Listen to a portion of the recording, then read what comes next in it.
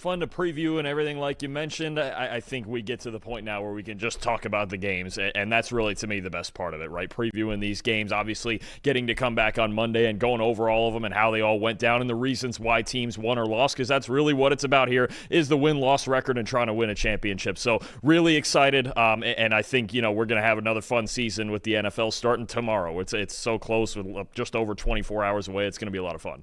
We got Thursday games. We got Friday games. We got the Saturday slate in college football, of course. Then we're going straight into the Sunday games. We got Monday. I hope you guys are ready for it. We're definitely ready to break it down here. The audio, I guess, was having a little bit of issue. I see you guys in the comments, which, first of all, salute to everybody who's in the comments right off the bat here on the show. We appreciate you. We love you guys. Thanks for rocking with us and hanging out as we preview this week. Some people are saying that the sound was messed up at the beginning. So just so you guys know, of course, the schedule is we're breaking down all 16 games here. And we're going to be joined by Terron Armstead, the All-Pro, the Pro Bowler himself. He's going to give us his favorite trench matchups that he is looking at this week. And the one that he's highlighting this week, it's a doozy. It's the one that all the headlines are talking about. So we get to have some expertise there from somebody in the trenches who knows it very, very well. All right, well, Dalton, this is going to be a monster of a show. So we might as well get into it. We might as well just jump right into it. By the way, if you guys are out there watching and you don't have a PFF Plus subscription, now's a great time to get one. Week 1 is here. We're kicking things off. This is how you see all of the data, all the grades, all the advanced metrics, everything, not just this week, but throughout the season. We've been telling you it's a great way to preview your team. It's also a great way to keep up with your favorite team as well. Not just your own team, but also, hey, who might my favorite team be playing this week? What are they good at? How are they in coverage? Are they good as pass rush? How are they in run blocking? All that kinds of stuff. You can see all that if you have a PFF Plus subscription. So go to subscribe.pff.com. Get yourself one. Maximize the entire season here. It's a lot of information that I know that you guys are going to love. Let's start off with what is going to get the season kicked off. Quite literally. Full pun intended. And that is the Dallas Cowboys at the Philadelphia Eagles, the defending champions.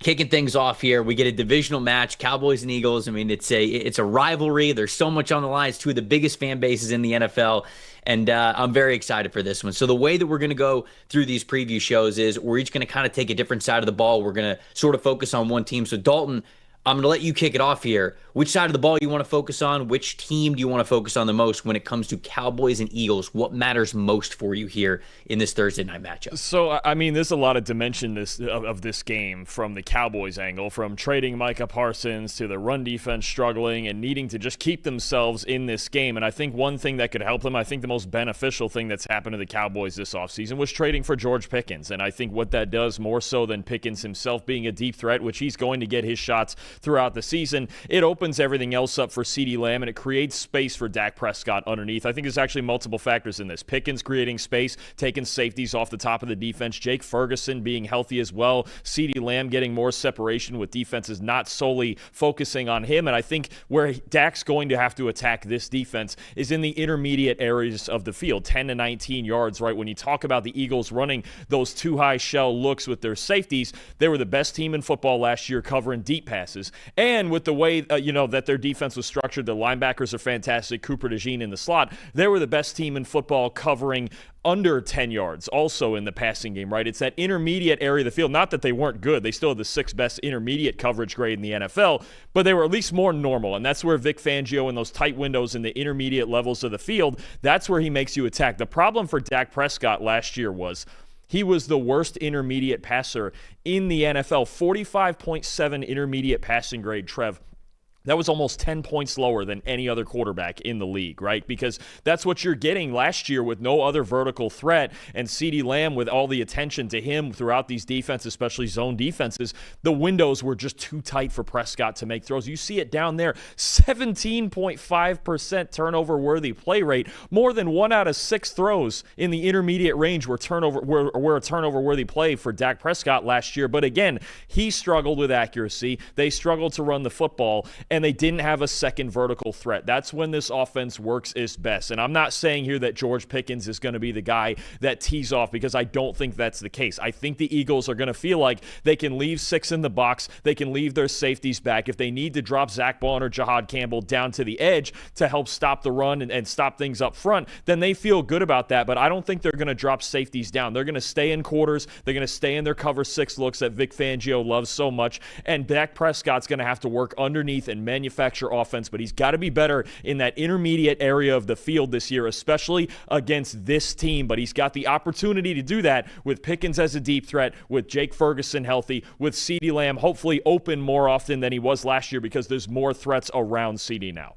Yeah, it was funny just listening to you. You were like, hey, the Eagles were the best defending deep passes last year. They were the best at defending passes before 10 yards. It's like, I think what you're just kind of saying is that they were the best. They were the best. I mean, they were by far the best defense in football, but you have to attack them at least somewhere where they're more normal. I mean, of course. It's still, they were still 6th in the league covering intermediate passes, but at least that gives you a chance instead of just shutting you down like they did to everybody last year.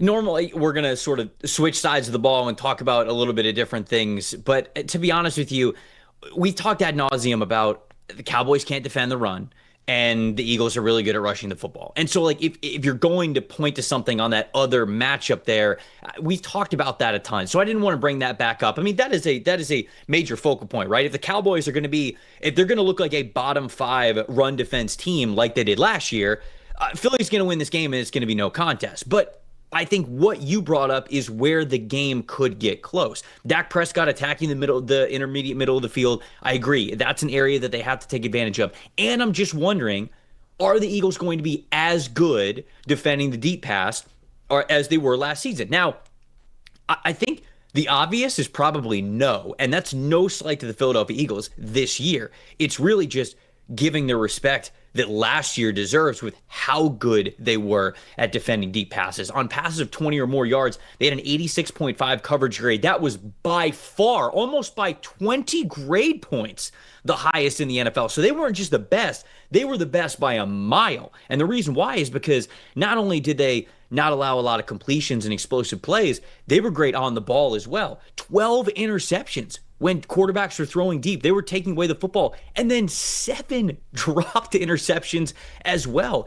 This team had their defensive backs, whether it was their safeties or their corners, exactly where they needed to be with their head turned around, ready to go attack the football in the air. They were so good last season, and obviously there's a lot of guys that are still there in that secondary. You have Reed Blankenship, you have Quinyon Mitchell, you have Cooper DeJean, but you're changing. Okay, maybe one of those outside corners is going to change as well. Who's going to start at safety for them? Or I should just say who's going to play the most at safety for them next to Reed Blankenship, because CJ Gardner-Johnson actually had the highest coverage grade of any defensive back on the Eagles last season when it came to defending those deep passes. He's no longer there. So what does that look like? Is it like as elite as it was last season? Because if it's not, you mentioned, now with George Pickens, the Cowboys actually have a legitimate weapon to throw the ball deep down the field to. So I think that we're going to get a bounce back year from Dak Prescott as a whole. I think that will come in much better intermediate numbers than the ones that you mentioned a little bit earlier. And I just think that it's also going to be them attacking deeper down the field. So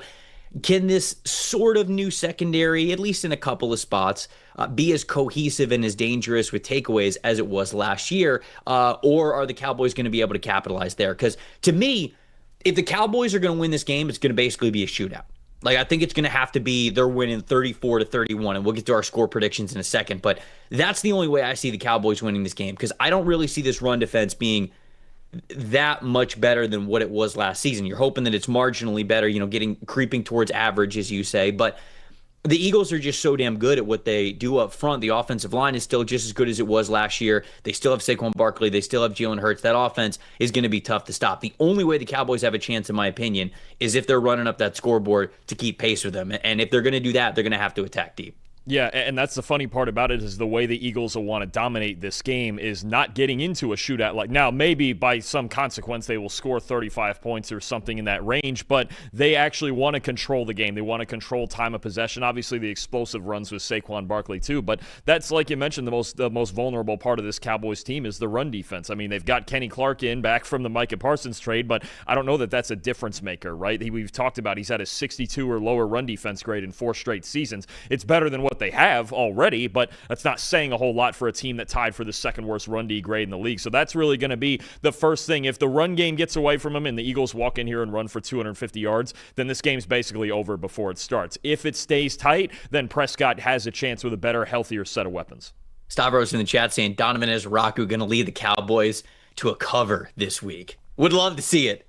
As a guy who was big on Donovan Ezraku, would love to see it. Not so sure we see it week 1, but I would absolutely love to see it. See, Brown's also saying the Cowboys equals the NFC version of the Cincinnati Bengals. They certainly hope they have the offense like the Cincinnati Bengals do, but I do agree with what C. Brown is saying in the chat. Like, you kind of think about these teams the same way, in my opinion, where it's just got to be a boat race, and it's going to be, hey, can we score 30 every single week? Because if we don't, I don't know if our defense is going to be able to hold. So I think that's how people are viewing it. Really quick, your score prediction on this one, and then I'll get to mine as well. I've got Eagles 34, Cowboys 17. I just think there's too much of a decided trench advantage on both sides of the ball. You're talking about arguably the best offensive line in football against a D-line that really struggled last year and now doesn't have their best player anymore in Micah Parsons. And the Cowboys offensive line, look, you had a guy who struggled at left tackle last year in his first year in Tyler Guyton. Tyler Booker's a rookie starting at right guard. Terrence Steele wasn't great last year at right tackle. I just think the trench advantage is too big for the Eagles. I think eventually Saquon Barkley runs away with this. Eagles 34, Cowboys 17. Yeah, I'm going a similar score. Eagles 31, Cowboys 17. So we got the same Cowboys score there. I think it's going to be a little bit less scoring for the Eagles unless they hit more explosives than I am predicting. I think they're going to want to control the game, and I think they're going to be able to control the game. So I still think they're going to score, high 20s, low 30s, but I'll go a little bit less than you because I just think they're going to chew clock quite a bit in this game and want to keep Dallas's offense off the field because they kind of know that that's probably the only way that they're losing this one. The Chiefs and the Chargers, another divisional matchup that we have here on Friday in Sao Paulo, Brazil. This obviously it's a big time rivalry that, I am one of the people that believes that the AFC West is more wide open this year than it has been in many years. Now, does that mean that the Chiefs aren't going to win the division? I don't know about that. You had the Chiefs still winning. I actually had the Broncos winning this division. But a big reason why is I think it's year 2 of Jim Harbaugh for the Chargers. I think it's Pete Carroll infusing that new life into the Raiders organization on both sides of the ball. And then it's the Broncos. Maybe they have the best defense and a improved Bo Nix with Sean Payton at the helm on the offensive side of things. I think it's a lot closer in competition. But the question is, do you agree that that's going to be the case in week 1 here for an international game? What do you think about this one? Where are you starting with this game? Look, these two teams always play tight games anyway, right? The Chiefs always have a good defense with Steve Spagnuolo. The Chargers defense under Jesse Minter last year got a lot better. The 2 games last year were very close to the best games where neither team got a lot of explosive plays, and they really wanted to grind. They wanted to grind these things out, and the Chiefs obviously like taking games into the fourth quarter close. That's where they excel. That's where Patrick Mahomes excels. To me, one of the big differences in the 2 losses last year to the Chiefs for L.A., they just can't run the ball on the Chiefs. They have so many problems running the ball. Spagnuolo flattens out the front. Nick Bolton and Leo Chenal at the linebacker level are absolutely dominant. If we take a look at the Chargers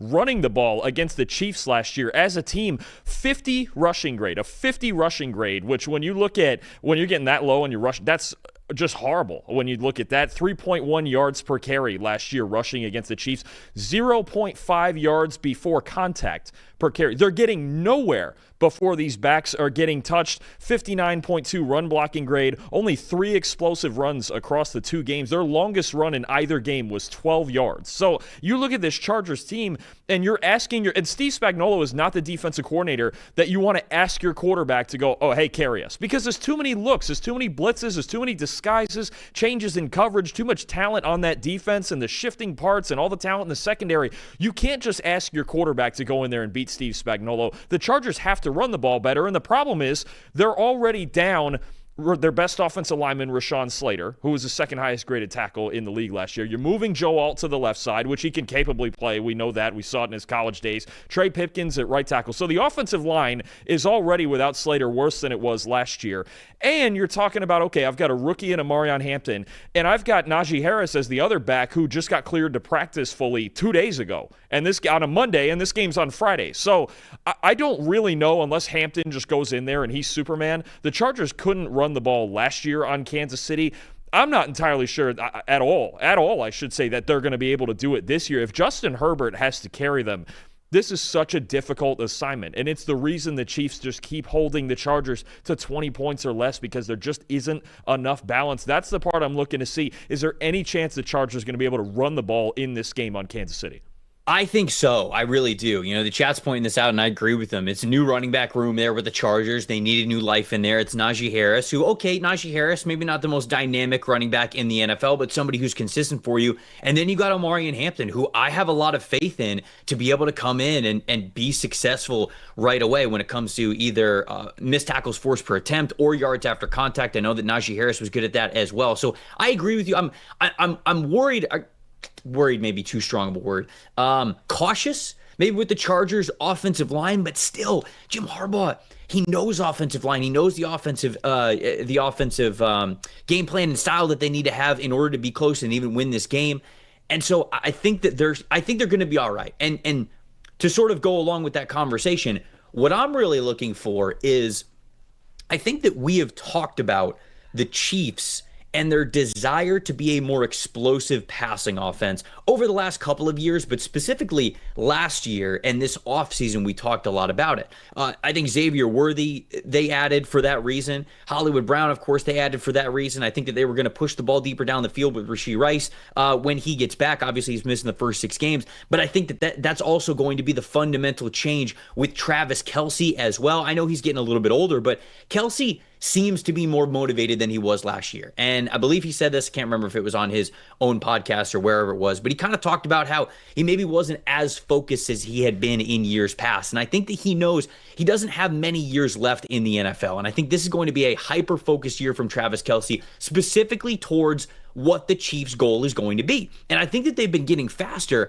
And last year, I felt as though the Chiefs looked at how a lot of teams in the NFL were sort of this too high revolution started with Patrick Mahomes, right? It was like, okay, we can't let Patrick Mahomes beat us because the years where he was throwing 5,000 yards, all these touchdowns, it was against a lot of these single high coverages. And so teams are like, okay, we're going to make you beat us underneath. And I think the Kansas City Chiefs said, all right, well, we're going to get some yards after catch guys. We're going to get some really fast players, and we're still going to try to be dynamic with speed, but maybe with a much lower average depth of target. It worked, obviously, to an extent. It got them back to the Super Bowl, but I think that even throughout the season, even throughout their success, it didn't look as good as they wanted it to look. This year, I think they will figure out how to challenge those too high coverages with speed, getting more dynamic, getting more explosives. I don't know exactly how they're going to do that and what that looks like, but I think that's their game plan. You just saw some of those numbers on the screen there. Mahomes on passes of just 15 yards or more, so not even deep passes categorized as 20 yards or more, 15 yards or more last year. 103 attempts. That was just 18th in the NFL, so it wasn't even top half for starters. Passing grade, 70.5. That was 31st in the NFL amongst qualifying quarterbacks. Just 15 big-time throws, it was 21st, and 11 turnover-worthy plays, which is 42nd in a bad way. I mean, it's a lot of turnover-worthy plays that he threw there. So that's sort of what we're looking at with Mahomes, is that they have not, I think, fundamentally and schematically been able to attack deep the way that they wanted to. I just believe in who Andy Reid is as a head coach, where I think that's going to be more of their game plan this year, and they're going to understand how to do that at a higher and more efficient level. Now, all of that to say, the reason why I'm highlighting that for this matchup, it's not just a season-long overlook for the Chiefs. This could be a tough place to start doing that, because the Chargers last year were 11th in the NFL in coverage grade on such passes of 15 yards or more. They were 5th in yards allowed, in a good way. Again, like they were 5th, as in they were very good at defending it. And they were 5th in limiting receptions allowed on 15 or more yard passes. So this could be a challenging week for them to actually start to do what we think they want to do this year, which is get more dynamic, push the ball deep down the field. So that's really where I'm looking, is how eager are the Chiefs going to be to push the ball deep down the field?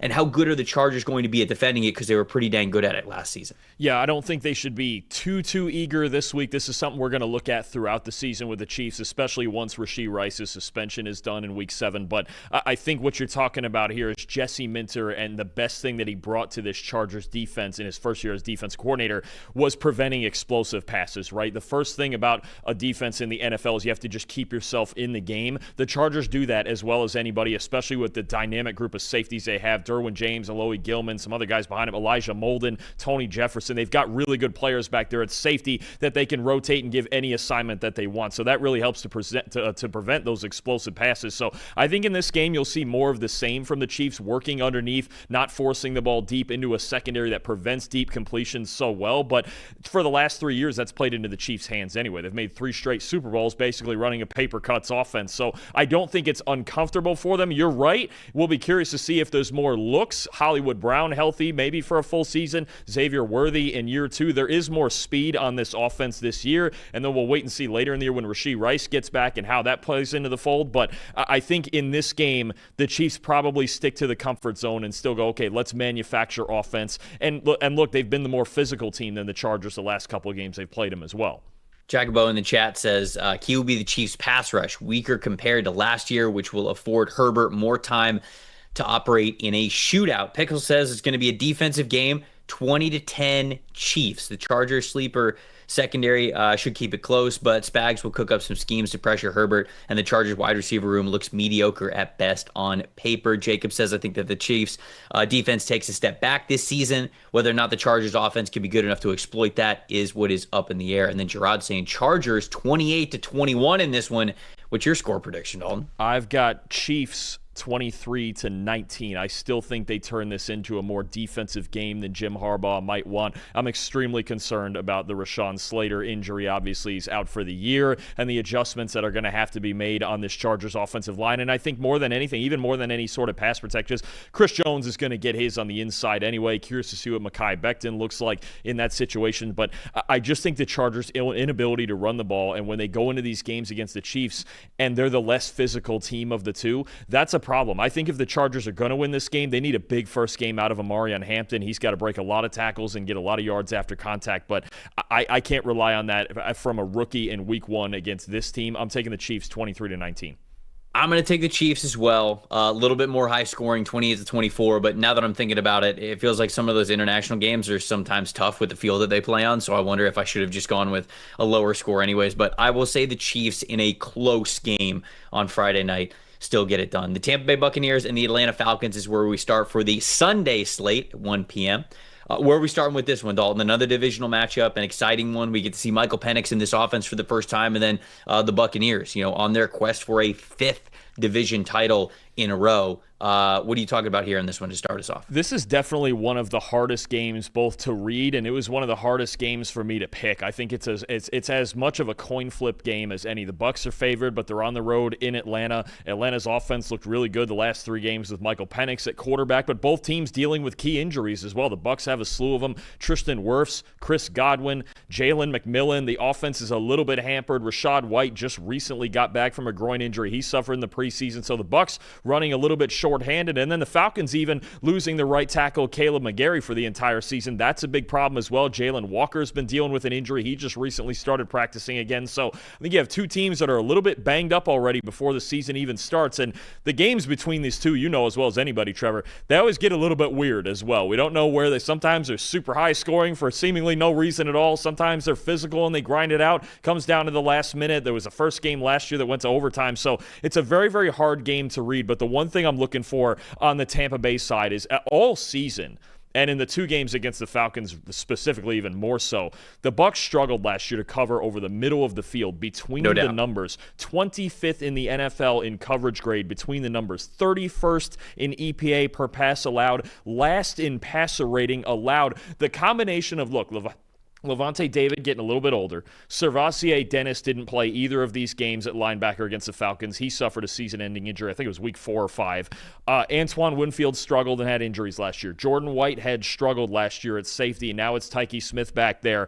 I just think the Bucs in the middle of the field against the Falcons, let me give you some of these numbers because it wasn't Michael Penix. It was Kirk Cousins in both of these games, but they were honestly the 2 best games of Cousins' season last year. When Kirk Cousins last year against Tampa was thrown between the numbers, he had an 86 96.4 passing grade, over 11 yards per attempt, a 140 passer rating, and 4 touchdowns while completing 82%. The Bucs have to cover the middle of the field better, or Zach Robinson's just going to keep attacking it. Michael Penix, look, Todd Bowles is notorious for making rookie quarterbacks struggle, and Penix, by all accounts, is still basically a rookie. He's only made 3 career starts, right? But there is plenty of tape and plenty he can talk to his backup now, Kirk Cousins, about how to attack this Tampa Bay team over the middle of the field. I'm actually going to put out a film breakdown of this later this week, Trev. I know you're not going to love it too much there watching the Bucs getting shredded, but this is exactly what happened in both games and really all season for the Bucs. They have to be able to cover over the middle of the field. They need to bounce back from Winfield, and I think a healthy Servassier Dennis at linebacker makes a big difference as well.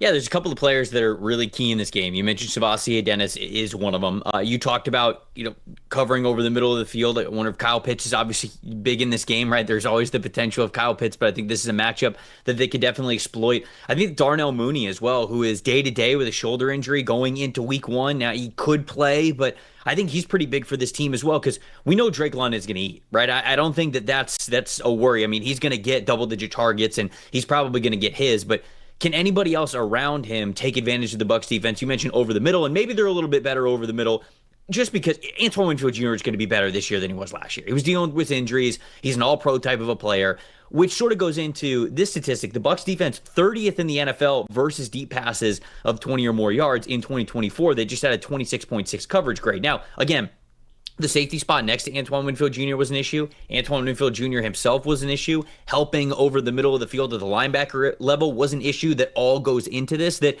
you can realistically tell yourself are going to be different and better this year for this Buccaneers defense. But still, if you have a lot of different weapons where you can push the ball deep down the field, which we know Michael Penix wants to do and has the arm talent to be able to do, that sort of, in my opinion, makes the margin for this game a little bit closer. Ultimately, I think what I'm looking for, and the chat also shouted this out, it's the rookie edge rushers for the Atlanta Falcons. You could throw in Arnold Ebiketie in there as well, obviously the veteran. How can Charlie Heck, the offensive tackle for the Buccaneers, now filling in for Tristan Wirfs, how can he hold up against those players? We know what James Pierce Jr. can be as a speed threat to the outside. Speed is where Charlie Heck struggles the most. Jalen Walker, it looks like after missing some time in the preseason, he is on track to play week 1. You obviously have Ebiketie, like I mentioned there, but Heck, 47.8 pass blocking grade in 2024 last season, and just a 45.7 pass blocking grade in the preseason. How he performs, and really I should say how well these younger edge rushers can maybe take advantage of his inability to protect the outside shoulder and give up quick pressures, whatever it is, that might dictate where the Buccaneers have to play Cade Otton. Do they always have to play Cade Otton to the left side of the line of scrimmage? Is basically everything that Cade Otton runs, even if he is mainly supposed to be going out for a pass and running a route, does he have to sit in and block at first? Does he have to have a chip block or sit there and make sure that he can help out on whatever edge rusher or blitzes are coming? Because Raheem Morris is going to, if he can see that that's an issue early on, they're going to start exploiting and blitzing from that side of the line of scrimmage as well, which is going to cause the offensive line to make shifting protections. Are they going to have that down the way that they need to when Bucky Irving is in the backfield blocking, or Rashad White, or whatever it is? I think all of that goes into it. So to me, it comes down to the Bucs defending the deep pass as much as the intermediate middle of the field, like you mentioned. Is Darnell Mooney healthy? And then what is Charlie Heck going to give them versus those rookie edge rushers? Are they experienced enough right now to take advantage? I still have the Buccaneers winning this game. Shocker, I know.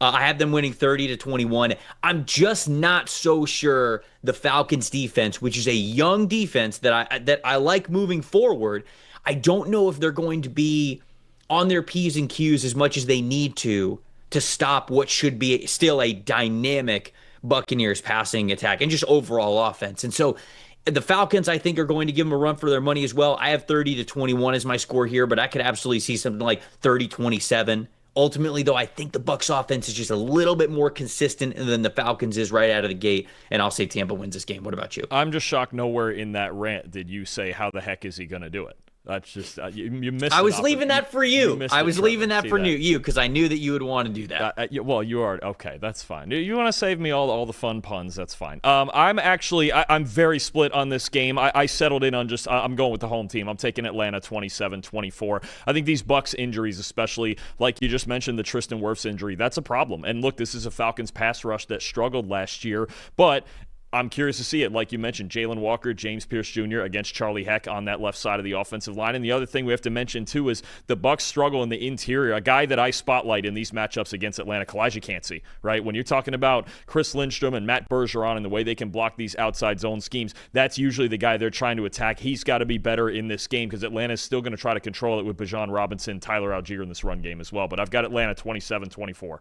What was it? Was it week 2 where they played the Detroit Lions and they didn't have Tristan Wirfs in that game? They had Wirfs in that game. They didn't have Gedeke in that game. Justin School was in for Luke Gedeke. Aiden Hutchinson had 4 sacks on him, but Tampa still won the game. So that's why I'm saying, you know what? They've been through this before when they have a major issue at one of their offensive tackles, and they're still able to beat a pretty good team. So I'm just going to lean on that for my prediction for the Bucs to win that game. Bengals and Browns, another divisional matchup here at 1 p.m. on Sunday. This one's in Cleveland. What are we talking about here for this one, Dalton? So, I mean, look, I was focusing on the Browns offense, and it's tough to read because Joe Flacco's their quarterback, and they have Jerry Jeudy and a lot of questions at receiver. There's a ton of questions at running back all over the place. But I'm going to actually focus on one specific matchup here. And I'll tell you, Trev, look, obviously Trey Hendrickson was trying to make his money. He's got $30 million this year. That's pretty good. But you know why he was trying to play in time for week 1?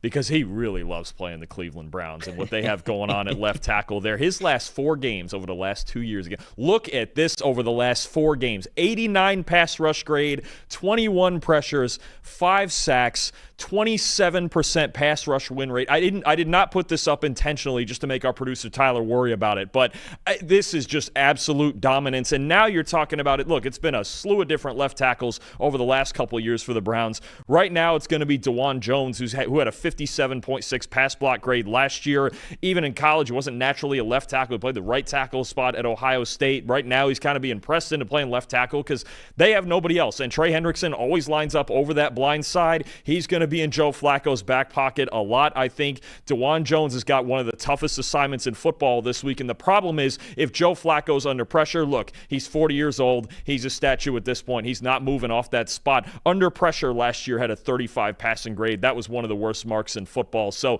if Trey Hendrickson wins the battle off that left side, this Browns team is going to have a hard time throwing the football. And once again, against Cleveland, who he always dominates, he's got a big-time mismatch. That's the one specific thing I'm looking at with this game. If Cleveland has to fall behind and drop back and throw the football, Trey could go crazy in week 1 after signing this 1-year contract.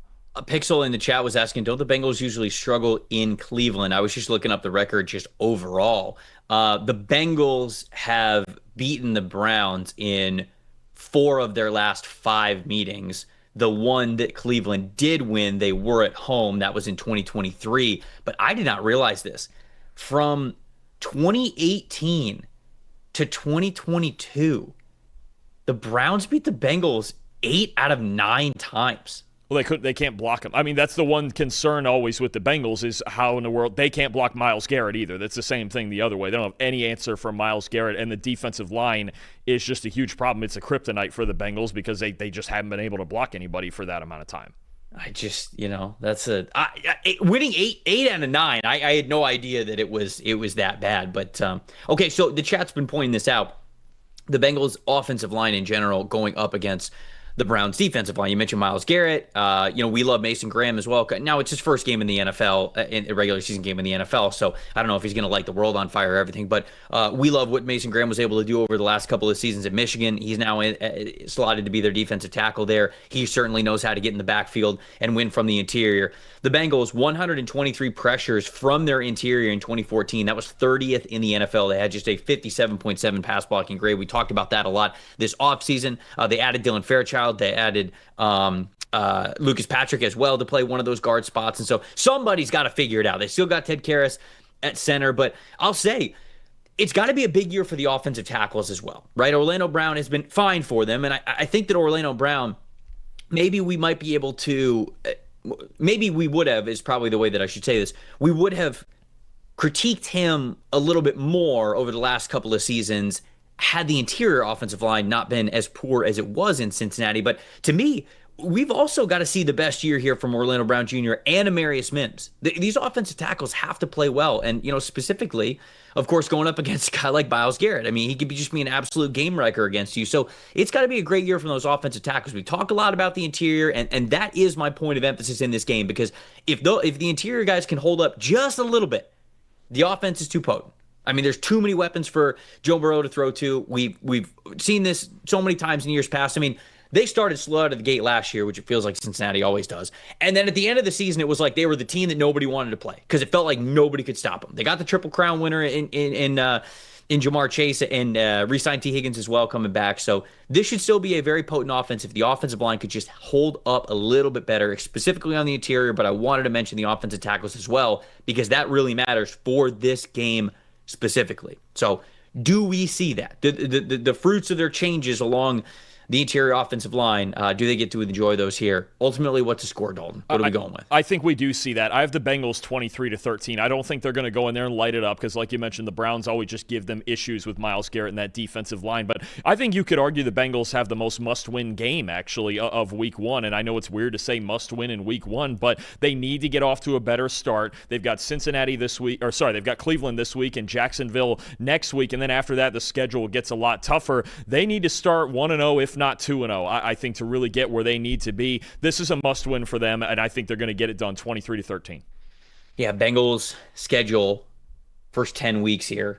It's at Cleveland versus Jacksonville, at Minnesota, at Denver versus Detroit, at Green Bay versus Pittsburgh versus New York, and then versus Chicago. Man, at least you get 3 home games there. Man, actually, basically the entire month of October, you're at home. They're in Cincinnati there.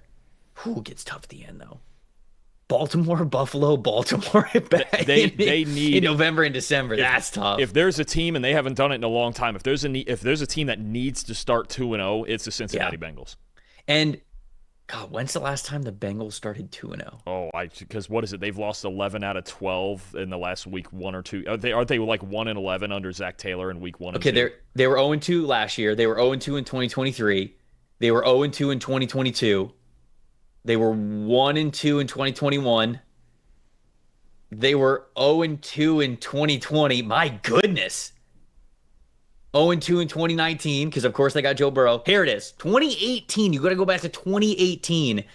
They started 2-0. They beat Indianapolis, and then they beat Baltimore. Actually, they started 4-1 that season. There you go, Bengals. Back to 2018. So we need more of that. We need that 2018 magic here if you're a Cincinnati Bengals fan. If you're a Browns fan, you obviously hope it's more of the same from the Bengals. I have the Bengals winning this game. I just think the offense is going to be too good. And I think they're going to be motivated to get it done. I also just don't know what to really expect on the offensive side of the football from the Browns. We talked about this offseason. I was very surprised that the Cleveland Browns did not put more resources, mainly draft capital, into drafting a younger offensive line, because there's a chance that this offensive line, all 5 of their starters this year, might not be playing for them in 2 years. All of the veterans might be gone. Some question marks at offensive tackle. Like this could be I'm just very shocked that they did not put more resources into that offensive line. I've even got concerned about it this year. The run game's a question mark. Of course, what you're going to get out of the quarterback position. So I have too many questions with Cleveland to say that they're going to beat what could be a playoff caliber team, certainly in Cincinnati. The Dolphins and the Colts. Next game that we have on the schedule, 1 p.m. game. This one's in Indianapolis. Dalton, you've been a little bit of it feels like it's been gloom and doom out of Indianapolis for a while now. A lot of the talk about the Colts going into this season's been negative, because of the quarterback position, the quarterback battle, and then ultimately Daniel Jones being named the starting quarterback. But I feel like you have been the hopeful one of the Colts, and you've been the one to say, hold on now, this team is still a good football team. So what do you think is going to happen in week 1 with them hosting Miami? Yeah, it feels weird for me to be the one optimist of the crowd. I know. We know how that goes.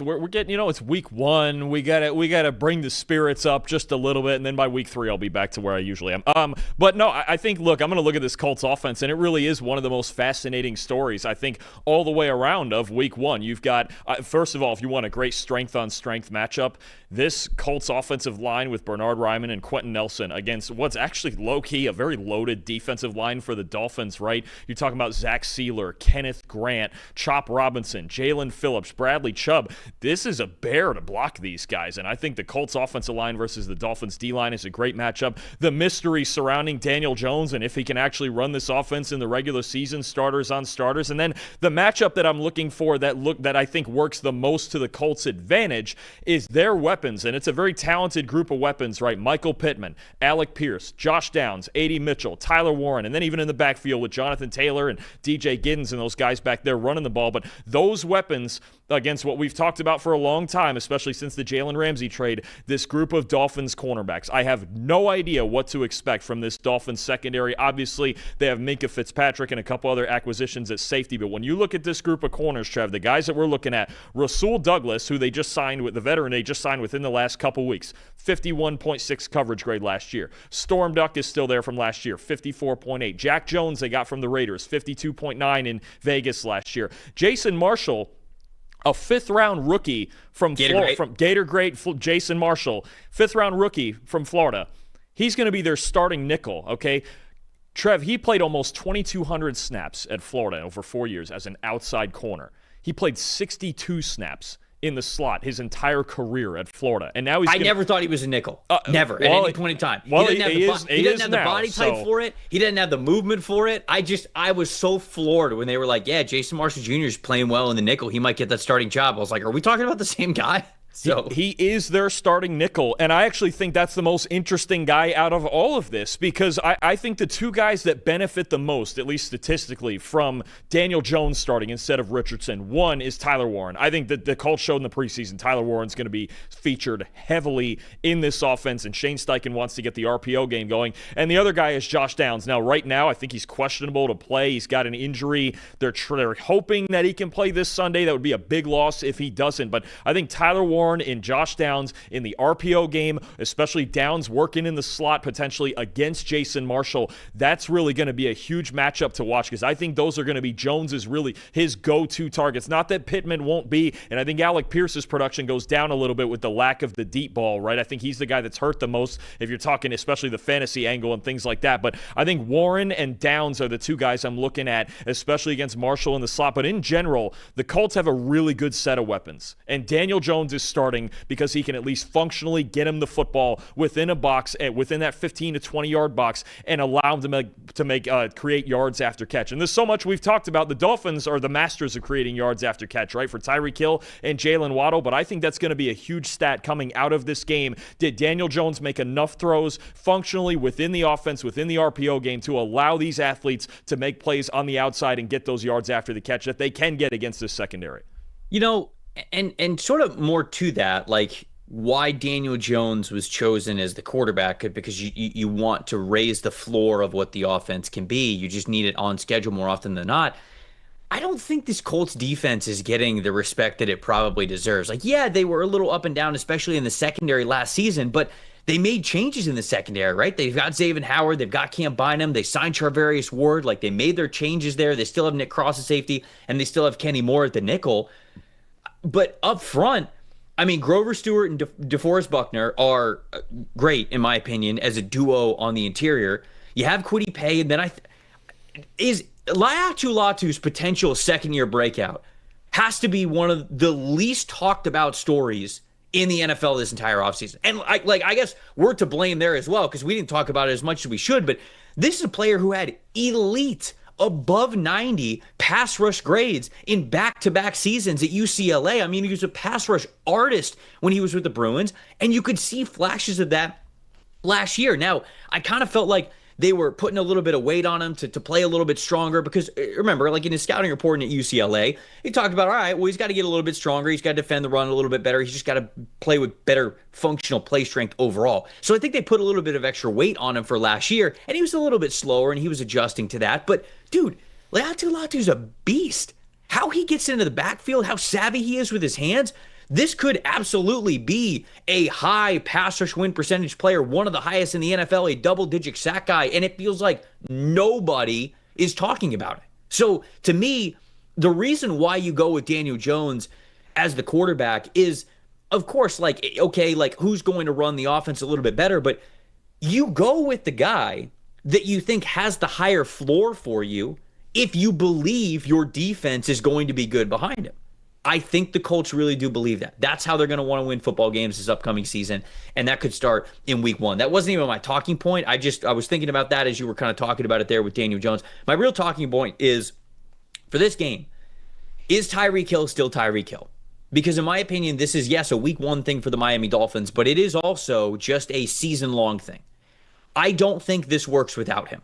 I don't think the offense, I think that he, of course, Tua, right? I mean, like Tua, when he's not in there and when he is, the win-loss for the Miami Dolphins is obviously much different. But to me, Tyreek Hill being the offensive weapon that he is, especially with his speed, that also matters a great deal for this offense. 2022, Tyreek Hill, 92.0 receiving grade with a 70.6 separation percentage against single coverage. The following year, 2023, 93.8 receiving grade with a 61% separation percentage versus single coverage.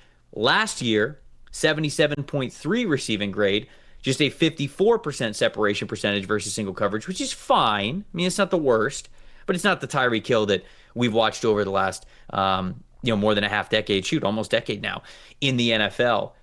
Is he still that guy? Is he still the guy that they could build their offense around with speed? Because if he is, I still think the Dolphins are going to be dangerous this year. If he's not, I don't know how pretty this is going to look for Miami. So that to me is a big question mark that we start to answer right now, but I wanted to shout out the Colts defense as well. Absolutely. I think there's a matchup in there in the interior that I really like you mentioned too. You've got a Dolphins interior offensive line. Jonas Savaianea is going to be a rookie at left guard. You've got Aaron Brewer, who's he's a smaller guy. He's not a great pass protector at center. And then you have James Daniels at right guard, a veteran coming off a torn Achilles. Against Buckner and Grover Stewart, you're talking about a Dolphins offense that when it does run at its best, they still want to run the football with Devon Achane, with Jalen Wright, get the speed going in the run game as well. But I think Buckner and Grover Stewart are big parts of the Colts' plan. If they want to play too high, I think, Lou Anarumo, he's going to play these too high defenses against the Dolphins, especially who want to sling it downfield when they have the opportunity. If Buckner and Stewart can control the run game from the interior, don't allow those cutback plays on those zone runs, and dominate the interior, even in the pass rush, dominate the interior. You make the Dolphins drop back and throw the football. The pass protection may not be great. I think those two guys play a really big role, especially in early downs in this game. DeForest Buckner and Grover Stewart are two guys I'm looking at on the inside with the spotlight. Who wins? Give us a score. Weird game, tight game. Obviously, 1.5 point spread there. It really could hover around there. I'm going to go with it. I don't know how long the Daniel Jones redemption tour will last, but I'm going to say it lasts through week 1. I've got the Colts 28-27. This is going to be one of probably the weirdest down-to-the-wire football games of the week. Again, a true coin flip in week 1, but I'm going to go with it. I don't love the vibe of the Dolphins, especially on the offensive line. If Lou Anarumo can prevent those explosive plays that we're so used to seeing from the Dolphins, then you've got a different dimension of this game. The Colts are still going to want to control it two-dimensionally, and then I think the Dolphins secondary is such a big concern for me. I think it is a problem. I think Daniel Jones has a chance to have a really good debut in Indy. Colts 28, Dolphins 27, squeak out a win. Wait, C. Brown in the chat says Colts have not won a season opener in 10 years? Breaking the streak. Real? There's nobody better to break the streak than Daniel Jones. I'm in. I'm even more in now that's 10 been 10 years? Mentioned. Yep.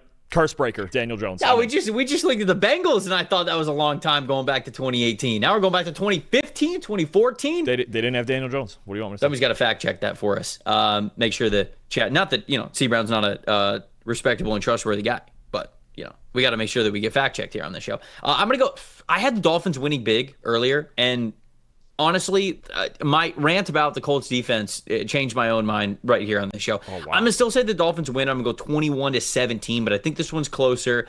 I initially had the Dolphins score more than 30 points, but I'll back off of that. I think that this is a little closer, and again, maybe I need to give the Colts the recognition and the respect that they deserve there.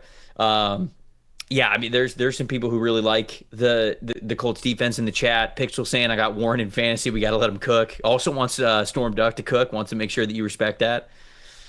Okay, let's go on to the next game. Real quick, Eli just put in our chat here. 2013 was the last time the Colts won a season opener. God, that's tough. Whew.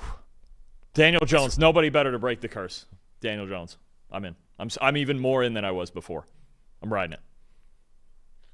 Might have to change my pick then. Feels like a fate thing. All right, it's a numbers game, right? It's just like roulette. Steelers, Jets, your Jets. What are we thinking here? Where are we starting with this one? I think, well, now there's significant news on this game today, Trevor, because even before this news, my matchup in this game, I got the Jets offense in this one. The Jets offensive line against an elite Steelers defensive line, and what you're dealing with TJ Watt, we think Cam Hayward. Mike Tomlin said he expects him to play. Cam Hayward's answer was we'll see because of the contract dispute, but either way, Watt, Hayward, Highsmith, Herbig, Keanu Benton, now Yahya Black, who was really good in the preseason. You won't see Derek Harmon because he has the injuries out for a month. But I mean, just look at this defensive line, Lash. It's common knowledge at this point that the Steelers have a great D line. They've had a great D line for 50 years. Nothing's changing. Best PFF grade in the NFL last season. Best pass rush grade. They're getting after it, and the Jets have high expectations for their offensive line, and now this matchup gets even more important because I don't know if you saw the news, Trevor. Elijah Vera-Tucker has some sort of significant injury that's going to keep him out for a significant amount of time. So their right guard is out. They are sliding Joe Tippmann over to right guard, and former Packer Josh Myers, Justin Fields' college teammate, will be playing center, but he struggled throughout his career. So what was already a very tough matchup, and what I was going to talk about was the fact that, look, I know the excitement is high for the Jets offensive line, and I know I'm the guy that's always sitting here killing any type of excitement anywhere because I'm just a dick, Trevor. It is what it is. But Olu Fashanu and Armand Membu, really young guys at tackle. Second-year guy at left tackle in Fashanu, rookie, and Membu playing his first game mostly against TJ Watt. That's where I was going to go, but now I'm extremely concerned on the interior too because Tippmann is more naturally a center than a guard to me, but they have to slide him over. He's got enough versatility that he's going to have to start at right guard. Josh Myers has struggled a lot throughout his career, and he's going to get probably a lot of Keanu Benton in this matchup over the A-gaps. This is the concern for me is if you get weeks where the Jets offensive line is banged up and doesn't play well, I don't know what their offense is, right? So I don't think you could have, at least for this offense, I don't think, especially, and then you look at the improvement the Steelers made at cornerback, Darius Slay, Jalen Ramsey, still Joey Porter Jr. out there, right? This is just, look, for an offense that's going to be trying to figure things out and figure out who their foundational players are, who are the keepers long term. It's a bad matchup. This is not the team you want to play. I know that the TV ratings are all about Aaron Rodgers' return to MetLife and the Jets and the revenge game and all of that. But at the end of the day, the Jets' offensive line, I know, again, there's a lot of talent, and now Vera-Tucker's out again, which has been a theme throughout his career. But the first thing you got to worry about with the Steelers, more than Aaron Rodgers or any of that, is this defensive line. If you can't block them, good luck to you. I agree with you. That's why I think the Steelers are going to win big. I have them winning 24-7. Like, I think that they are going to shut down the Jets. And that was even before the Elijah Vera-Tucker stuff. And look, AVT getting hurt is not just an interesting talking point for this game and this season for the Jets, but also moving forward because AVT is in the last year of his rookie deal. He missed 10 games as a rookie. He missed 12 games the next year. He was fully healthy last season. But I mean, like, I don't know what the arm injury is. Like, obviously, I hope that he misses as little time as possible. But if it's a significant thing where he's missing, half the season or more, at that point in time, are you re-signing a player who's played one fully healthy season for you in 4 seasons? Probably not, right? Because that's just like the teams are not in the business of re-signing guys that are injured for them all the time. So AVT is a great player, and I'm not saying that the Jets wouldn't do it, but it unfortunately brings up an interesting conversation about their offensive line even moving forward and what that might look like without AVT next year. But we'll leave that for when we get much more concrete news. I agree with you. I think that the Steelers defense is absolutely going to eat. I think that certainly the Jets, it was going to be a work in progress here on the offensive side of the football anyways. But on the Steelers side of things, what I am intrigued with is what their offensive tackles look like. Broderick Jones has struggled to this point in his career. He had a 54.6 pass blocking grade in 2024. Troy Falatanu had a 69.3 pass blocking grade, but he missed all but 55 snaps of the season last year due to a dislocated kneecap. So those are your starting 2 offensive tackles because Dan Moore Jr. is no longer there on the Steelers.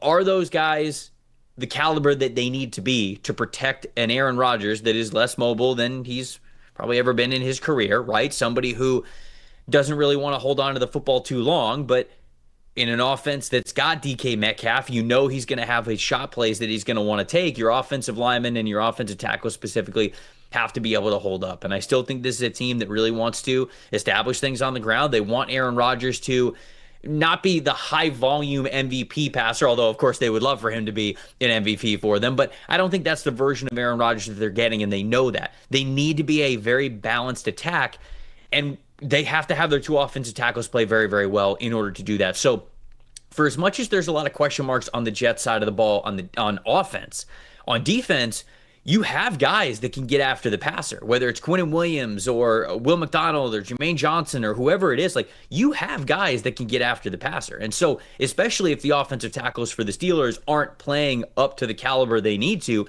that could be an area that they exploit. And to me, that might be how the Jets actually stay in this game, is they're able to lock down DK Metcalf, which I'll get to in a second, or you're just getting after Aaron Rodgers before he is comfortable throwing the football, and they're just not able to move it the way that they want to. So that's the key matchup that I see in this game.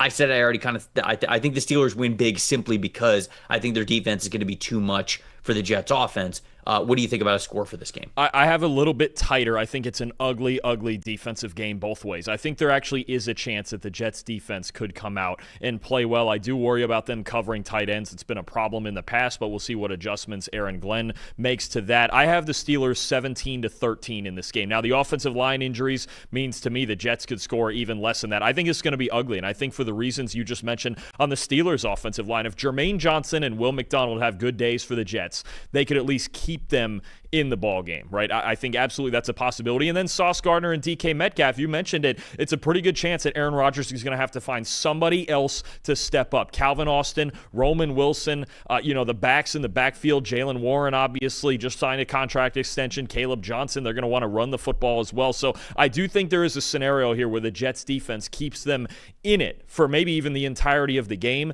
But at the end of the day, I just don't think they can score enough on the Steelers defense.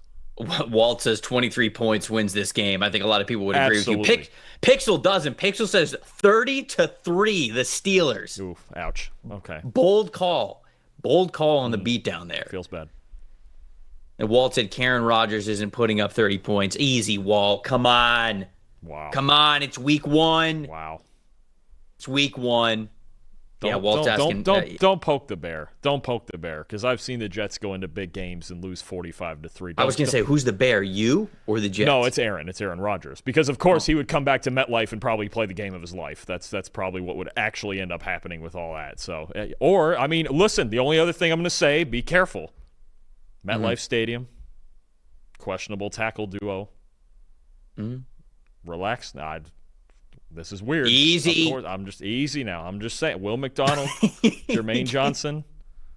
That's what I was saying. I was saying the pass rusher's getting after him. I'm getting flashbacks right now. I'm telling y'all, I'm getting flashbacks. It's been 2 years since just a season ended in 4 plays or whatever. Yeah, so, and we've never been the same since. Actually, we have. We've been the same since 2011. All right, go on, Trev. What do you have next? This PFF betting segment is brought to you by our friends over at DraftKings. For my line that I want to shout out, which you guys can peruse over on the DraftKings Sportsbook app, I'm taking it straight from the PFF betting tool as well, which was able to show me that this has a pretty high edge percentage, which means we think that it's got a high ability to hit. DK Metcalf, under 55.5, it's floated around 54.5 receiving yards in this game. And the reason why, I mentioned it.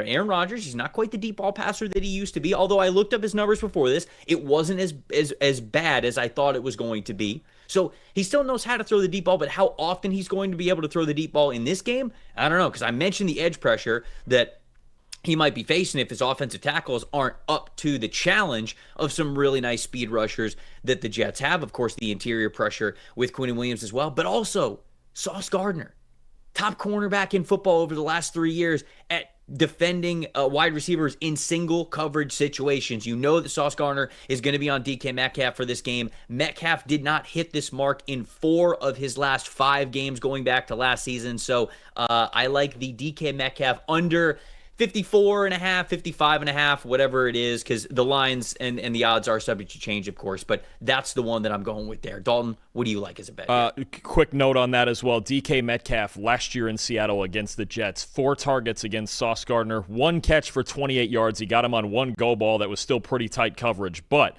only 1 catch, on 4 targets, 2 pass breakups for Gardner. So for the most part, Sauce won the battle there. I'm going to actually stay in the same game. And for a bit, I thought about taking just the under for the game as a whole. The over-under is 38.5 in this game. I actually, considering the scenario where maybe, just maybe, it's a blowout, I'm just going to go on the Jets side of this at -110 on DraftKings.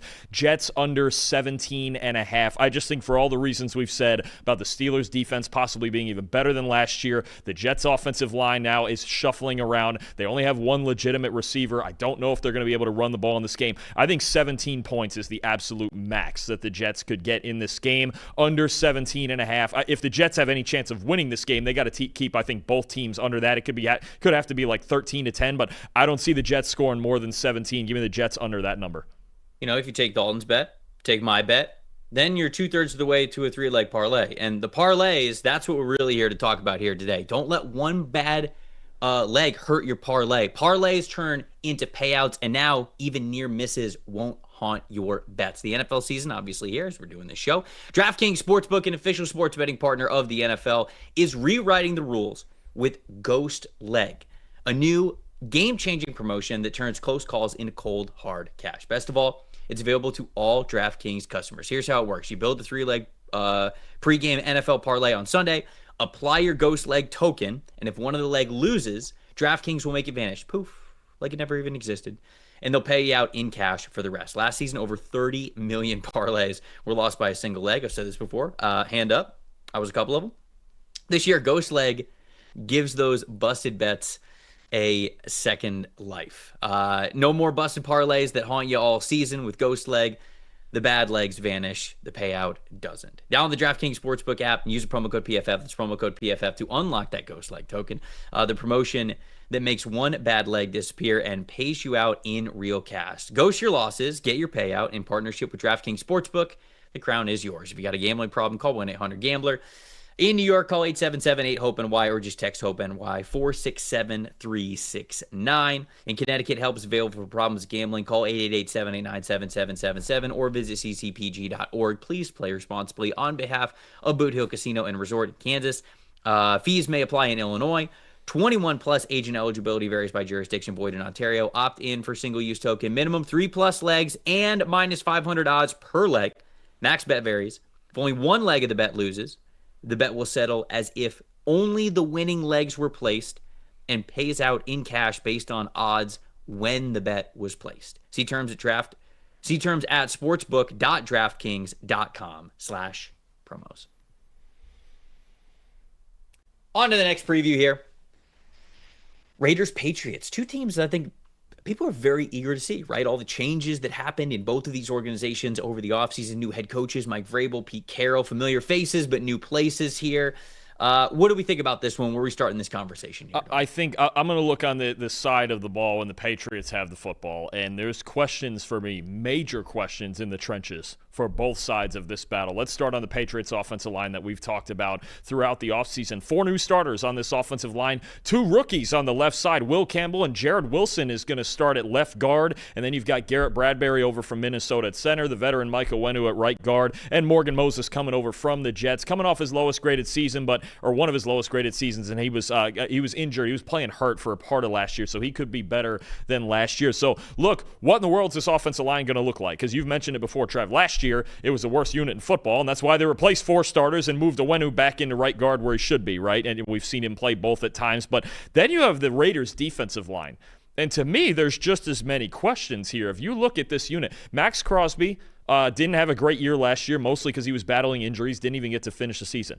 Malcolm Kuntz, the other edge player, didn't play a single snap last year because he tore his ACL in the preseason. And then on the inside, they cut Christian Wilkins, and you're talking about players like Adam Butler, like Thomas Booker. I've got just as many questions on the Raiders' defensive line as I do on the Patriots' offensive line, maybe even more so, right? And I think Will Campbell is going to have an opportunity especially to succeed in this game because Crosby generally lines up over the right tackle. He's going to get Morgan Moses unless Pete Carroll and Thomas Graham decide, hey, we got to move you around more. We got to have you on the blind side, whatever. But I think Will Campbell and this Patriots' offensive line, considering how new they are and how much they're still shuffling things around and figuring out the best 5, and for now it is, especially with Campbell and Wilson, the 2 rookies both starting, and Wilson at a new position, they feel like this is the best 5.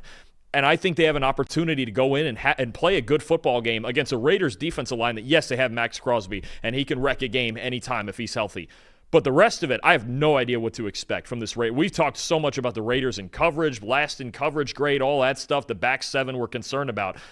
I'm just as concerned about the D-line as I am about the secondary. So if the Patriots want to be better in the trenches under Mike Vrabel, I think at least on the offensive side of the ball, they have a really good chance to do that, especially with two young kids playing, two rookies playing on the left side of that offensive line. Expect the Patriots to run the ball. Curious to see how many touches TreVeyon Henderson gets. I think you protect Drake May. Don't ask him to carry you in a game like this against what could be a bad defense at all three levels. Run the football, stay balanced, win in the trenches, see what your offensive line has. You know, Dalton, maybe I'm just a draft guy, but I'm really excited about this Raiders receiving room. Now, of course, they got to go out and prove it, but still, Deontay Thornton looks good. I think he is going to be a key part of Geno Smith wanting to throw the ball deep. Brock Bowers is obviously unbelievable, already one of the best tight ends in the NFL. I love Jack Bash. I think that Jacoby Myers is very underrated. I know there's been talk about, him maybe not being happy with his usage and everything, but he's still there. Trey Tucker, I think, is a decent speed option for you. You obviously have Ashton Genty that you can lean on and hand the ball off to and everything. Maybe I'm just a draft guy, but I actually like how I believe that Chip Kelly and Geno Smith, two guys who it's a confident play caller and that's a confident quarterback. I don't think that the Raiders are going to come out of the gate and just be like, very basic game plan. We're going to play very vanilla. We're going to see where we're at. We're going to assess, and then we're going to move forward to the season. I think they're going to hit you in the mouth. I think they're going to dial some deep plays. Certainly, they're going to give the ball to Ashton Genty. I'm not saying that they're not going to, and some people might look at that as conservative. I'm not saying that.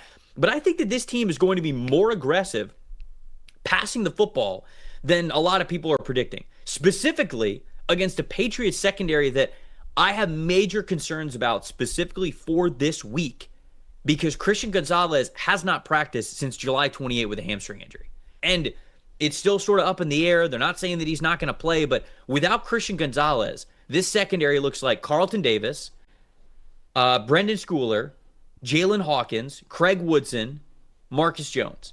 So there's young guys in there, and even like at the second level, DJ James, Del Pettis, Kyle Duggar, who it feels like they don't really know what to do with anyways because they're looking to potentially trade him. Dalton, I get really worried about this Pats secondary without Christian Gonzalez. With Christian Gonzalez, okay, I feel a lot better about it. I think the front's going to be a lot better. I think the secondary could be fine, especially for this year. But without Gonzo, I get really nervous, especially for a team that's going to want to be, I believe, more aggressive than some people think when it comes to passing the football here in week one. So I think the Raiders are sort of a sneaky team here, especially in week one. I don't know if this is a hot take or not because some people maybe believe that the Patriots are too far away, but I have the Raiders winning this game. I have them going into Foxborough and winning this game 24-21. What's your score here for this one? I actually have it pretty close the other way. I have the Patriots 23-21. I actually think of the two defenses, and I get the concerns in the secondary, and if Geno hits a couple deep balls on you, which he's obviously very capable of doing, he's been the best deep passer in the league over the last 3 years, that's obviously a possibility. But I think at the end of the day, this Raiders defense is a big-time work in progress. And even look, the wide receivers, we like Deontay Thornton. We like Jack Bech, obviously a young guy. I don't know what Jacoby Myers' status is for this game exactly. And at the end of the day, the Raiders' best player right now is Brock Bowers, and that's going to be the biggest concern, I think, is Brock Bowers against these New England linebackers. But I'm going to trust this offensive line. I'm actually going to trust the way the Patriots are going to be able to run the football in this game. I think TreVeyon Henderson makes a big difference. And right now, you want another bonus bet for me? TreVeyon Henderson's rushing total right now is at like 40 yards. We know he can hit that on one carry. He's a home run hitter, and if this Pats offensive line, because it's just assumed that he's still listed as third on their depth chart, and that must be the most microscopically close third I've ever heard in my life. That's like Bill Krosky-Merritt being RB4. Like, all right, okay. I don't know. That one I might actually believe. I don't know about that. I do not believe I'm starting the Chris for Rodriguez bandwagon, by the way. I'm going to be the guy that starts the Chris Rodriguez hive. I'm doing it. That's fine. They're completely different players, though. Krosky-Merritt's the only dynamic back that they have there. We'll get to that later. Either way, Travion Henderson, dynamic speed, going to be heavily involved. I think it's actually a really good first game for him to get rushing and receiving. I think he's going to be a part of this passing. I would rather have Henderson out there, to me, and his burst out in the space than Antonio Gibson. But you're going to see a rotation. I think you're going to see balance in this New England offense as long as they don't give up those deep shots. Especially Dante Thornton out there, who's looked very dangerous down the field. I think they're going to be okay. It's a long road trip, obviously, even though it's week 1. I'm going to take the Patriots 23-21. Walt, who's always in the chat, noted Raiders fan, says Max Crosby will destroy Morgan Moses. Says possibly. Malcolm Kuntz versus rookie Will Campbell will matter. And then he also shouted out, neither of us mentioned Amari Cooper. Amari Cooper's back with the Raiders. Yeah, true. Also, so there we go. Right. There we go. There's another receiver. And this is the part where you go, would they? Now, Jacoby Myers is a really good player. He is. But does that at least make up for most of the difference they're getting? Because Cooper's still got something left in the tank, obviously. So if he can just be a chain mover for you while those other guys, Bowers and Thornton and Besh, are flying all over the place, then he could make a difference in this game. Also, Mike Vrabel did say that he expects Stephon Diggs to play in this game. So, big. It's a preview show on a Wednesday. A lot can happen. But Mike Vrabel's saying that he's hoping it happens. The Arizona Cardinals, who are a team that people are all over the place on. They're traveling to New Orleans to face the New Orleans Saints. Now, there came a time when playing in New Orleans was just one of the toughest places to play in the NFL. The home crowd, voodoo magic, whatever you want to call it. But last year, that was not the case. They were 3-6 at home. What do we think about the Cardinals? What do we think about this game? Let's talk about it. At the end of the day, with the Cardinals, every week this season, especially this year, feels like a make-or-break year for Kyler Murray, right? And Jonathan Gannon with all the defensive pieces he brought in, although they've had some injuries and I have questions at linebacker. There's a lot of storylines around the Cardinals, but at the end of the day, they're expecting themselves to make the postseason. The foundation of this offense is them running the football right down opposing defenses' throats, right? So I think what you're looking at in this game is you have a Saints team that tied with Dallas for the second worst run defense grade in the league last year against a Cardinals team that I think personally, I think James Conner's in for a big day. I think that needs to be the story going into this game, and then they work off of that with Trey McBride, with Kyler Murray in the read option game, with Marvin Harrison outside, right? I think they need to line up and run the football because I don't see the Saints having a real big hope of stopping them, right? And I think the big thing there is between the tackles. The Cardinals, when they run between the tackles, 7th in rushing grade last year, 6th in EPA per rush, 4th in yards per carry, 2nd in explosive run rate. They're one of the best teams at football running right downhill between the tackles. The Saints, as you might expect, are one of the worst teams in football, stopping that. Struggles especially at defensive tackle. They're going to have Devon Godshaw and Brian Brzee and guys in there who just aren't that great on the inside. The Saints last year, 30th in run defense grade against runs between the tackles, and last in EPA per rush allowed by a wide margin. This was very arguably the worst team in the league stopping runs between the tackles. I don't expect any different. I'm really thinking this is going to be just run the football right down their throat, get to the play action concepts, and take a couple of shots maybe with Kyler Murray, get the read option game going a little bit. I think Arizona can control this game offensively in the trenches. Yeah, I agree with you. We've talked a lot about how bad the Cowboys were at defending the run last season.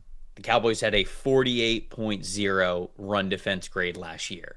The New Orleans Saints, a 48.0. They were just as bad. So as much as we talked about how the Dallas Cowboys could not defend the run, the New Orleans Saints could not either. Ultimately, I go to the quarterback position with the Saints, and it's why, even though I'm not sold on the Cardinals' consistency yet, I think the Cardinals' ceiling is high enough to really compete against some of the best teams in the NFL any week. So the Cardinals are going to have a handful of wins. Even if they maybe don't make the playoffs, they're going to have a handful of wins this year against some really good football teams because I think they're that caliber of a roster.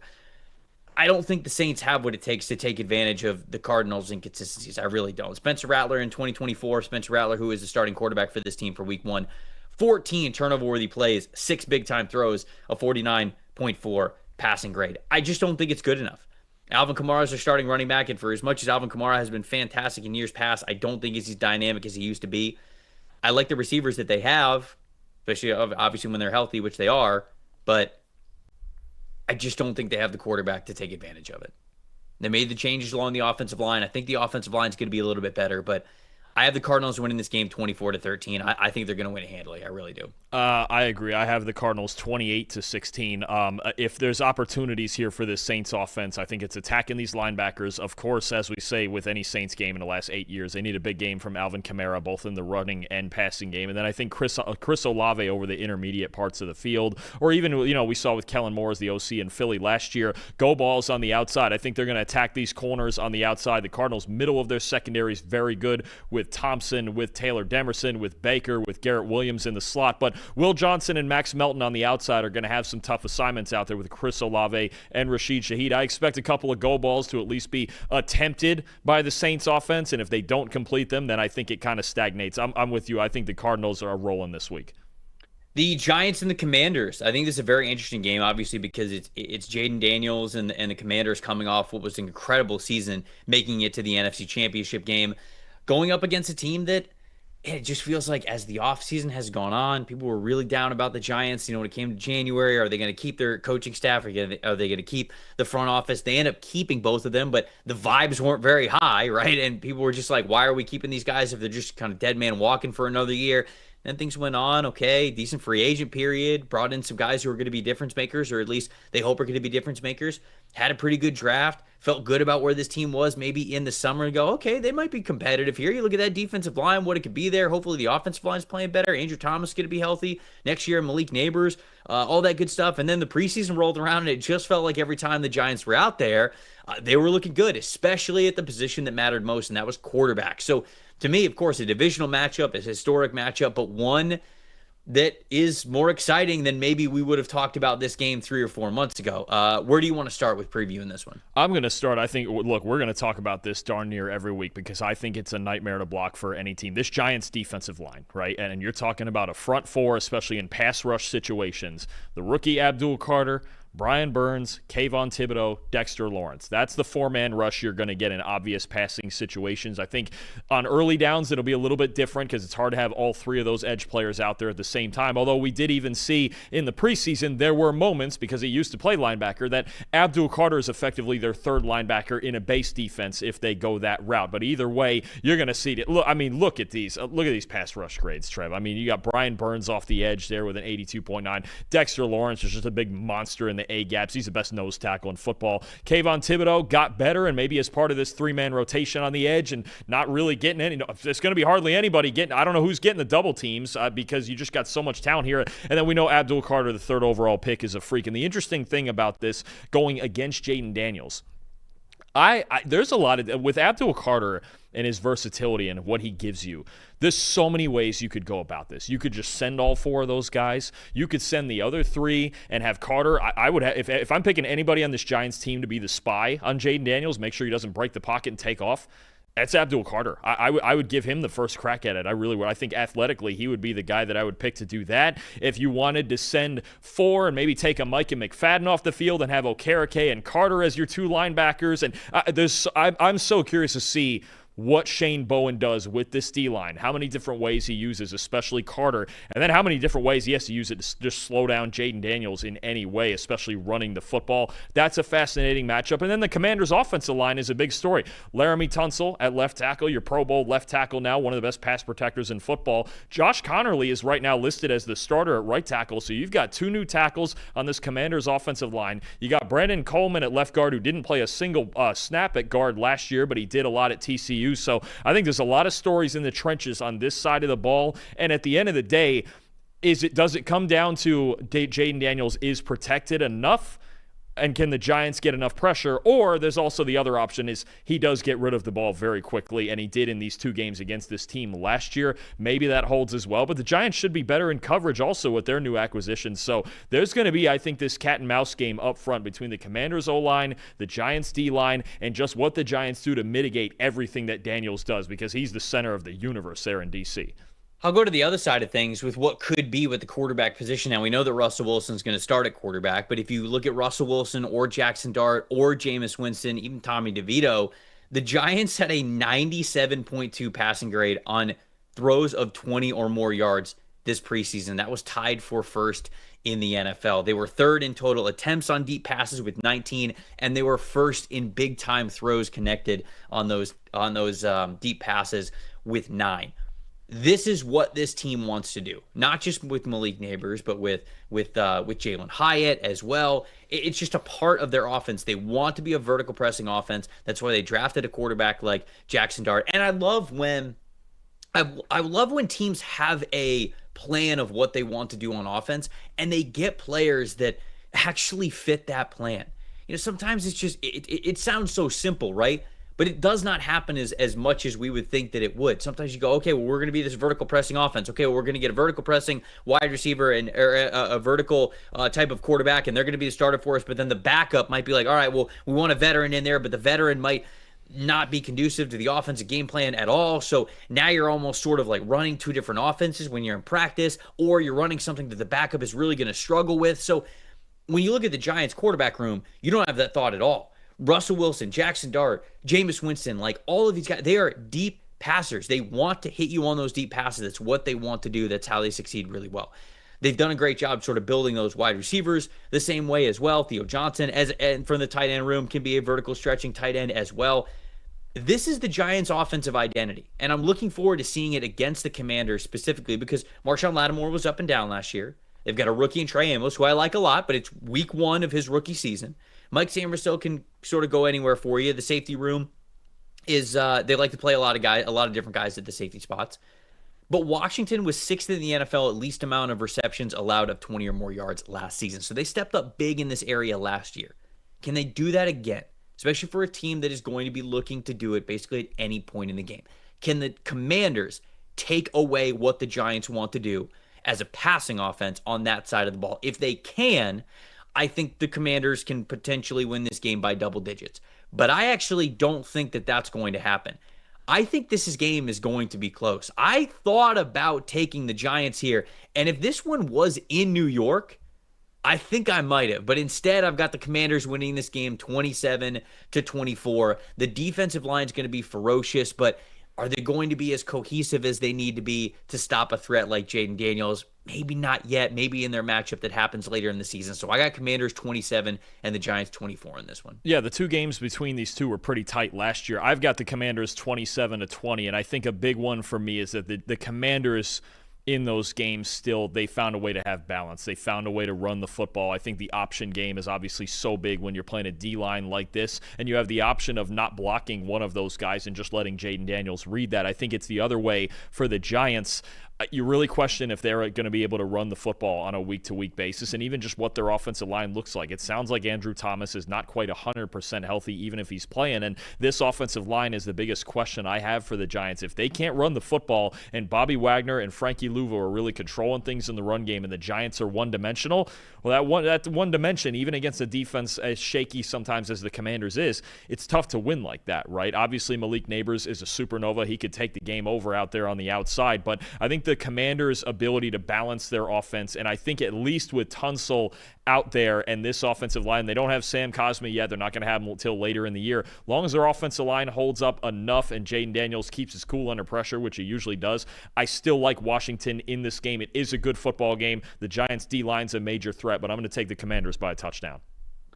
Jags and the Panthers. This game is in Jacksonville. We get our first look at Travis Hunter, who is listed as a starting wide receiver and a backup second-string corner for the Jags in this one. Very interested to see how they are going to deploy him, how many snaps he gets in this game. But Jags side of things or Panthers side of things, where do you want to start, Dalton? I'll start on the Panthers side. And the simple story with Carolina, first and foremost, is can Bryce Young keep the momentum going? We saw him just get the confidence back, the Alabama confidence back this second half of last year. We've talked about it all season, all offseason, I should say. And this is a team you would think that he could keep his confidence going against. The Jags were a bottom 8 coverage team last year. They had the lowest graded group of safeties in coverage last year, so Young's ability to continue to attack downfield is going to be a big key with Tetero and McMillan, obviously with Xavier Legette. Now the problem is they traded Adam Thielen.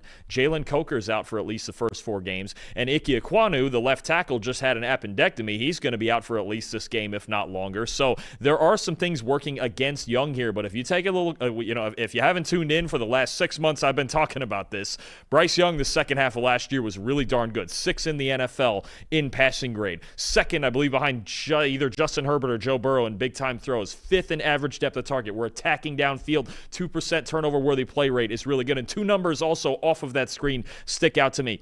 In that time frame, he led the NFL in passing grade on 10-plus yard throws, and he led the NFL in passing grade in tight window throws. He made 12 big-time throws in this stretch into tight windows, Trev. Nobody else had more than 7. Bryce Young, the confidence, the bravery to make these throws downfield has to come through in this game with a short receiving core now. Now you're looking at, okay, it's Terron McMillan, a rookie, Xavier Legette, a second-year guy, questions at tight end. It sounds like Hunter Renfrow might play a decent amount in the slot. He's back in action. So I think, yes, they're going to want to run the football, but at the end of the day, what made this Panthers offense better last year was Bryce Young's ability to throw the football downfield. If the Jags aren't better, especially at that safety spot, I think there is still an opportunity for him to do so, but there are some obstacles when it comes to the Panthers and their recent moves and injuries as well.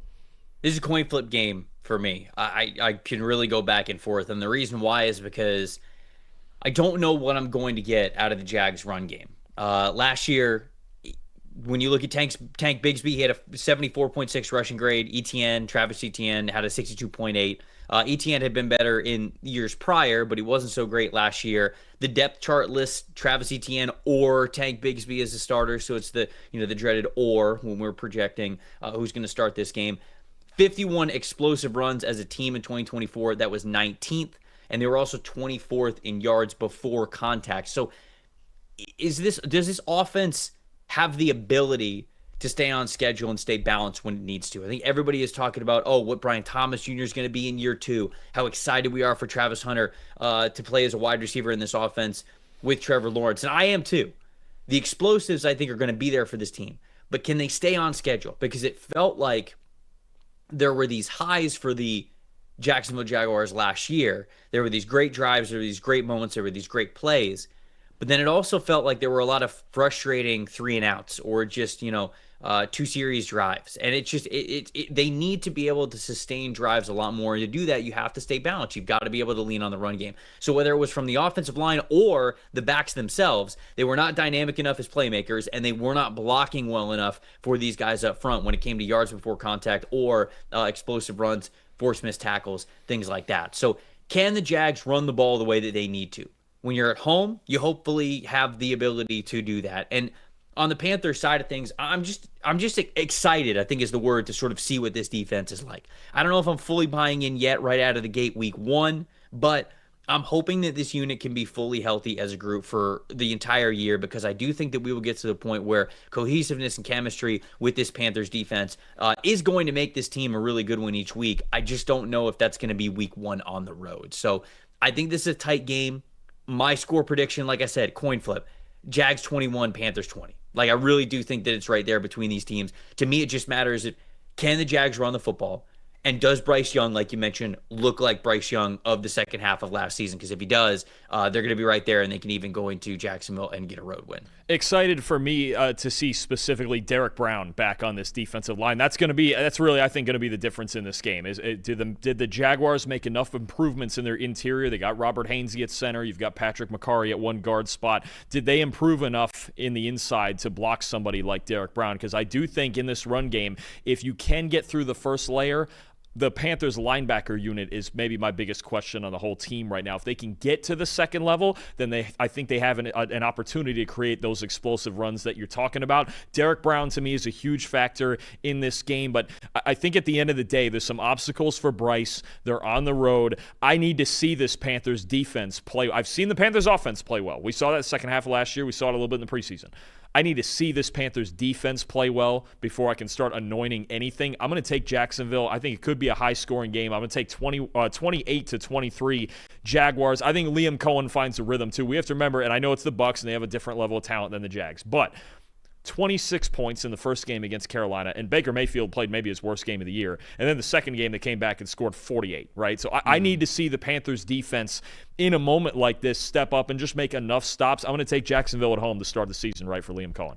Yeah, Liam Cohen, he's a heck of an offensive play caller. And to be seen what he's going to be as a head coach, but certainly out of the gate, I think he's going to come out hot like Drake is saying in the chat. Drake is saying that he's got the Jags winning, but we've got a couple of other, Panthers 30, Jags 17, Panthers 27, Jags 24. So we've got a couple of votes for the Panthers, a couple of votes for the Jaguars. It feels like a lot of people believe that this one is pretty split. The Denver Broncos open up the season hosting Cam Ward, the number one overall pick, and the Tennessee Titans. I don't think anybody's really predicting the Tennessee Titans to make the playoffs this year or anything, but I am one of those people that believes that at the end of the year, Cam Ward's going to have 2 or 3 wins that the Titans would not have gotten without him. I don't know if this is going to come at Denver week 1, but I know it's coming at some point because he's that caliber of a player. Dalton, where do you want to start this conversation with the Titans? I mean, let's just start right there. I mean, the story on the Titans side is just, what does Cam Ward look like in week 1? What is the baseline that we're dealing with, and what can we see him improve with the rest of the year? I think the one thing that we saw in all 3 preseason games, just like he did when he was at Incarnate Word, when he was at Washington State, when he was at Miami, he's going to attack downfield. And when you look at his numbers and the way that he attacked in that 10-plus yard range deeper down the field at Miami last year, he's the best vertical passer in the country. That's the reason he went number 1 overall. Best passing grade in the country last year in college football on 10-plus yard throws. 31 big-time throws, second in the nation behind Kyle McCord. Shout out Max Chadwick. 25 pass touchdowns on 10-plus yard throws, third in the nation in completion percentage. And the one thing I'll say, and this sounds odd for Denver's secondary, who was so fundamentally sound last year for the most part, they did have the 4th worst deep coverage grade, 20-plus yard throws in the league last year. Now, I think they've patched that up a bit. And when you play as much single high as they do, that can happen. But you talk about getting Jahdae Barron to alleviate that, getting Talanoa Hufanga, which allows Brennan Jones to play back deep more often. Pat Surtain's obviously the defensive player of the year. So I think, look, Cam Ward, fearless is the word. I think that's the first word that comes to mind with him. I think he's going to be fearless against this defense that's really, really good. Win or lose, he's going to chuck it downfield. He's going to give it everything he has, and we have proof of that. 5 years of college and 3 different schools, he's going to sling it downfield. How do the Broncos respond? If they contain that, I'm not really sure where the Titans offense goes from there. Yeah, look, anybody who's watched this show over the last week knows how high I am on the Broncos. I think that they're going to win the AFC West this year. I think they're a legit team to make some noise into the playoffs. I don't know if they're quite there yet with Bo Nix, but I think they're certainly well on their way with a head coach that I respect a lot and what could be the best defense in the NFL. You mentioned, the Broncos struggling a little bit in deep coverage. It felt like that was one of the only areas where they really struggled on the defensive side of the ball this year, and I think that they could certainly be better this year. And speaking of being better, I'll go to the other side of things for Denver. I was really encouraged by what I saw from Bo Nix in the preseason. I know, it's the preseason, but still, I think processes and confidence definitely matter a lot in this regard. When you look at Bo Nix last season, it was a good season and a rookie year for Bo Nix. Time to throw was 3.02 on average for that full season schedule. On the 2 games that he played in the preseason, albeit, of course, small sample size, 2.55 and 2.65 was Nix's time to throw in both of those games, which is significantly faster, getting that not only under 3, but closer towards one of the fastest time to throws in the NFL, right? Is that 2.60 average for the preseason.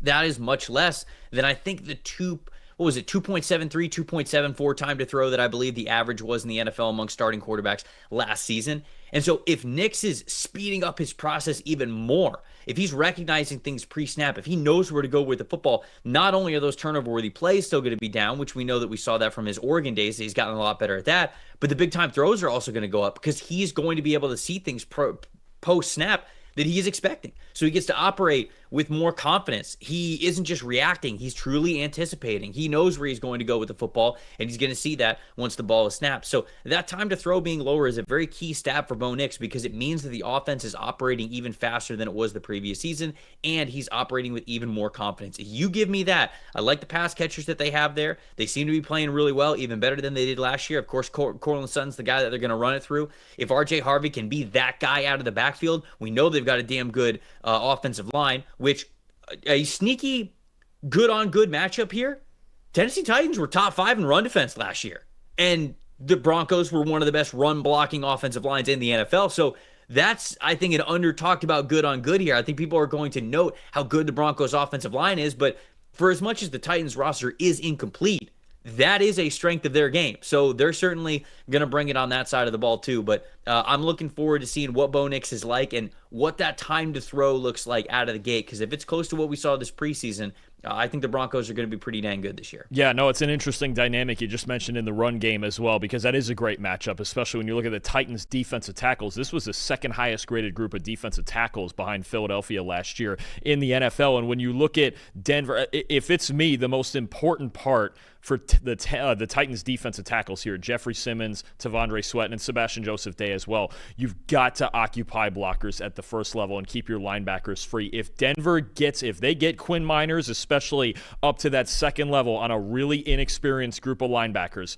there's going to be huge problems on the ground for Tennessee as well as through the air, obviously. So I think that's a big thing. Simmons and Sweat occupying blockers gives them a chance to be free, play in space, make tackles to prevent those explosive runs. And then you mentioned in the passing game, I think you have a quarterback who's getting more comfortable, speeding up within the offense, knowing also that he has the best pass protecting unit from last year in the NFL. Bo Nix, I think the entire thing with me, I'm going to get to the prediction here. I have the Broncos 30 and the Titans 16.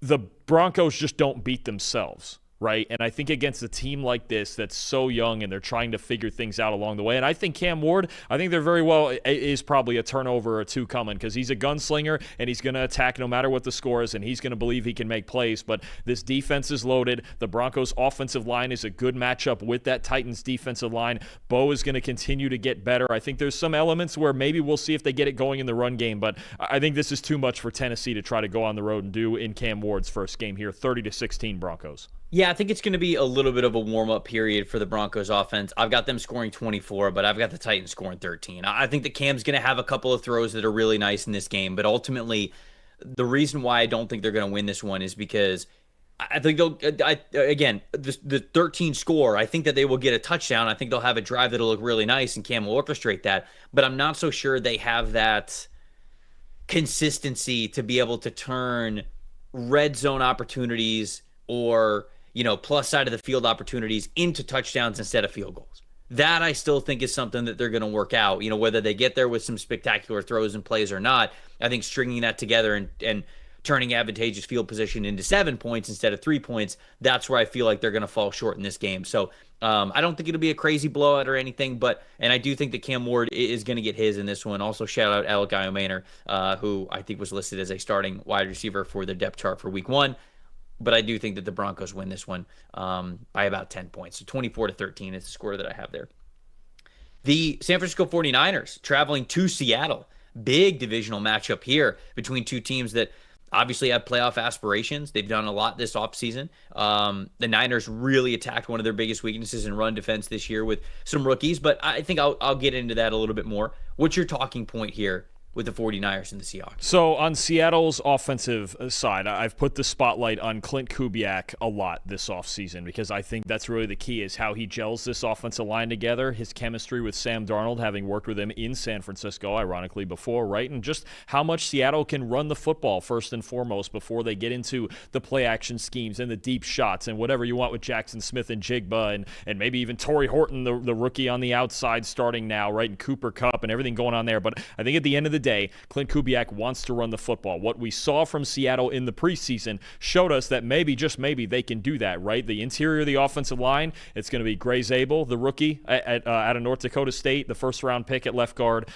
His North Dakota State teammate, his former teammate Jalen Sundell, is going to start at center with still an injury to Olu Oluwatimi, and then Anthony Bradford at right guard. This is the unit they're going to go with. That's the unit I'm watching. And when you look at this 49ers run defense last year, they had the 5th worst run defense grade in the NFL last season. They just, other than Nick Bosa, especially on this defensive line, there's just nothing to work with. Now, they've drafted some guys that you hope can be available and playing well for them, but Mykel Williams, I think he just started practicing again this week or maybe late last week.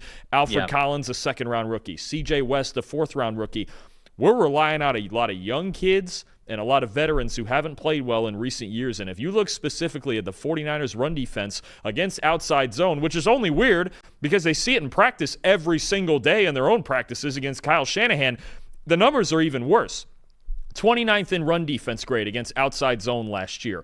the highest rate of negative grades given to their players in the league when they see outside zone plays, especially on the D-line. It's rough. 29th in yards per carry allowed, and there it is right there, that last number. Last in the NFL against outside zone and yards before contact allowed. That tells me everything I need to know about the first level. We already knew it, Trevor, but we have the numbers behind it that this defensive line just does not make enough plays in run defense. And now you've got, yes, a bunch of kids in there and a bunch of talented kids, all three of them, Williams and West and Collins. I like all of them as prospects.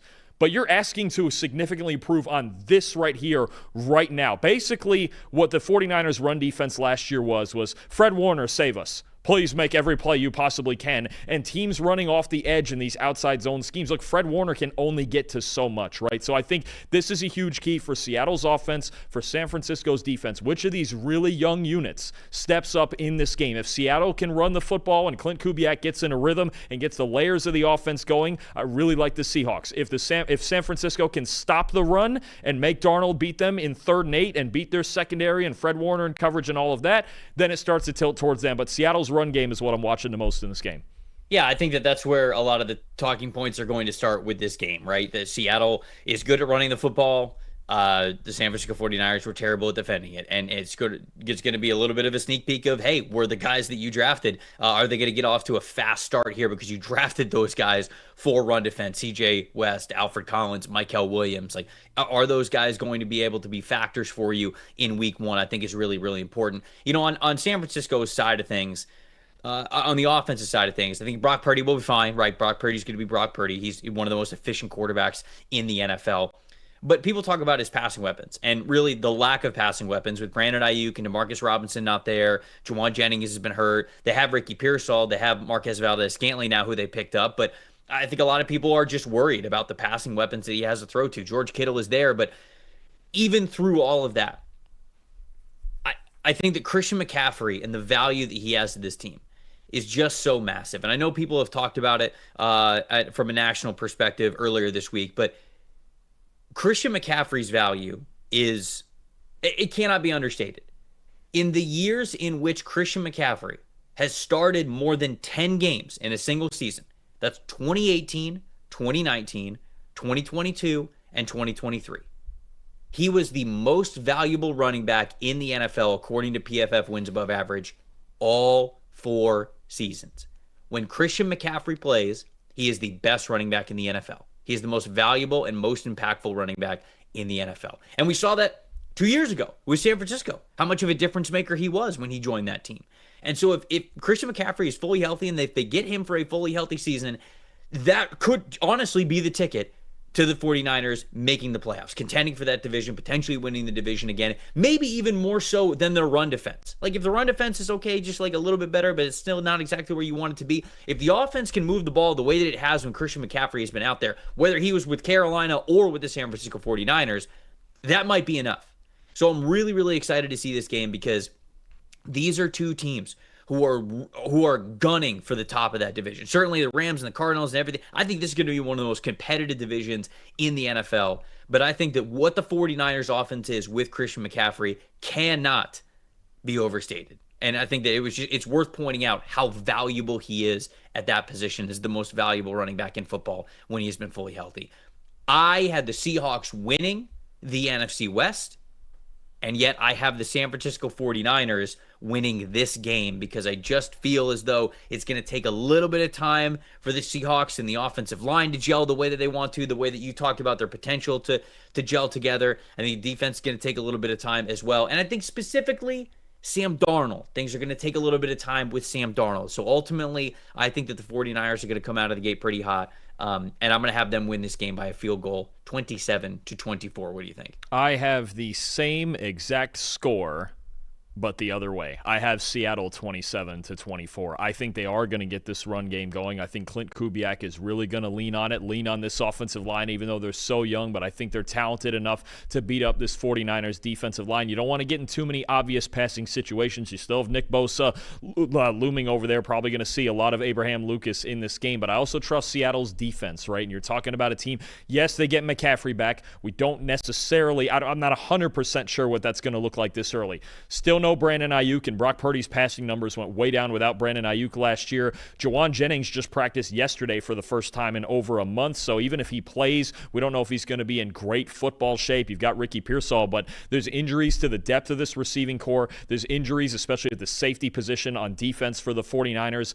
I actually don't trust their defense enough to control the pace of this game and stop the run. I'm going to trust Seattle and that young offensive line and Sam Darnold and Clint Kubiak. And honestly, Mike McDonald's defense is still a very underrated unit. I like Seattle in this game at home, 27-24.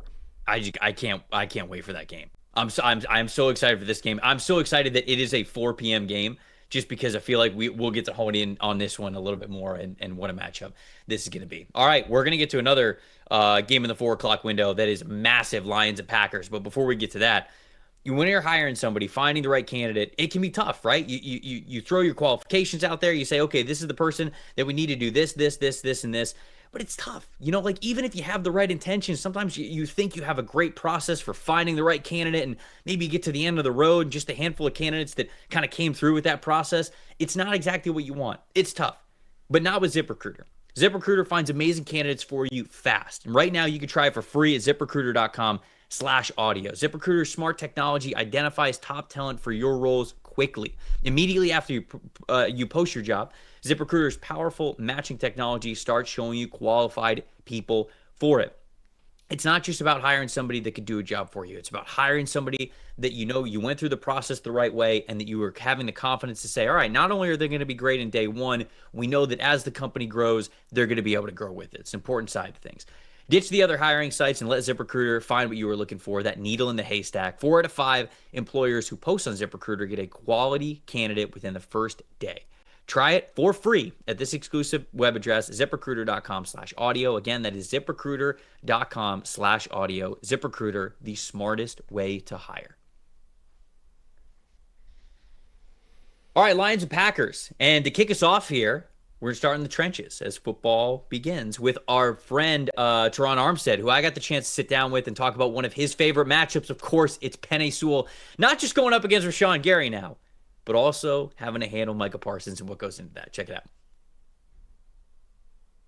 All right, now we are honored to be joined by the one and only, the Pro Bowler, the All-Pro, and honestly, just one of our favorite guys to watch in the NFL over the last 10 years. It's the one and only Terron Armstead. Terron, I appreciate you joining us, my friend. This is going to be a lot of fun getting to talk some trenches with you here. It's week 1. We're all fired up. How you feeling, my friend? Feel great, man. Trevor, you got me excited. We got the season's about to start here very soon. It's a lot of emotions right now. I recently retired, so I'm not suiting up for opening day for the first time in over 12 years. And I'm on a different side, but I'm super excited. I'm ready. I'm locked in. Let's get it.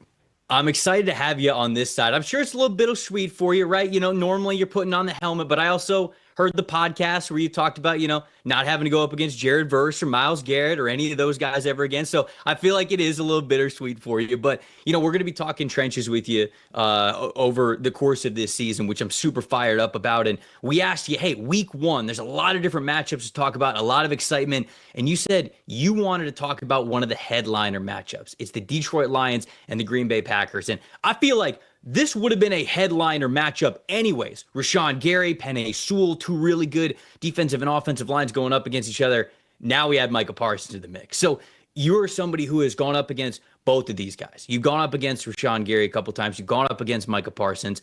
Penei Sewell, he's gone up against both of these guys as well. But what excites you a lot about this matchup with these 3 guys going up against each other?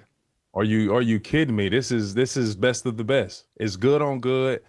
Micah getting traded from the Cowboys to the Packers, so close to the season starting, learning a new system, but at the same time, he's generational. In my opinion, Micah Parsons is a generational talent. We will only see him once a generation for what he's able to do with his size, speed, strength, athleticism.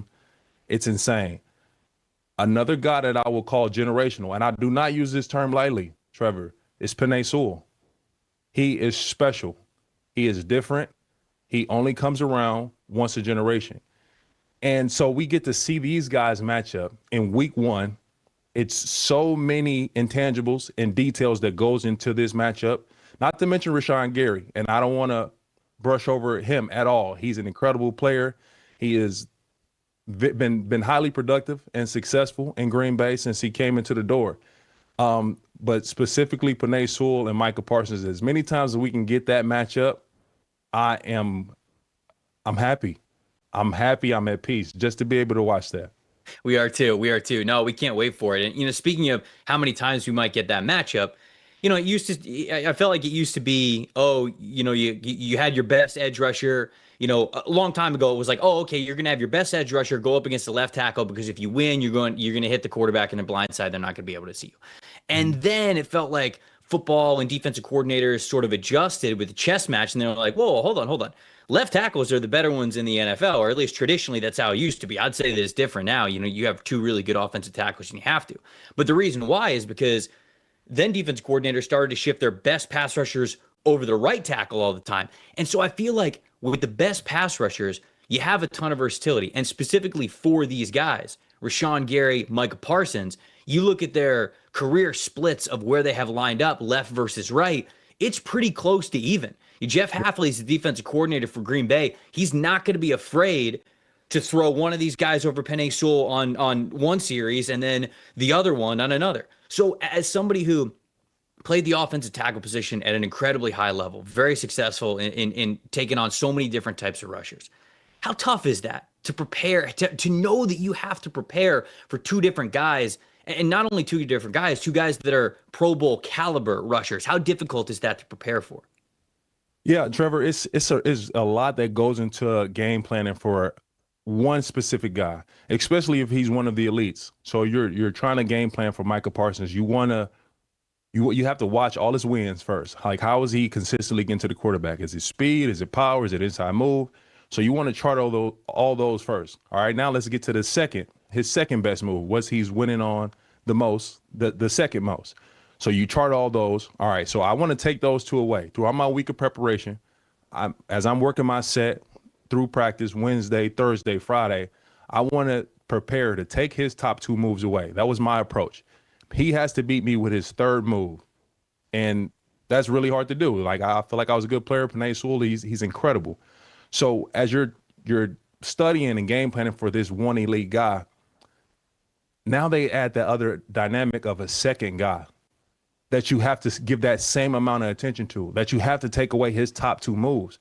Rashawn Gary is a lot of speed to power, and he is powerful.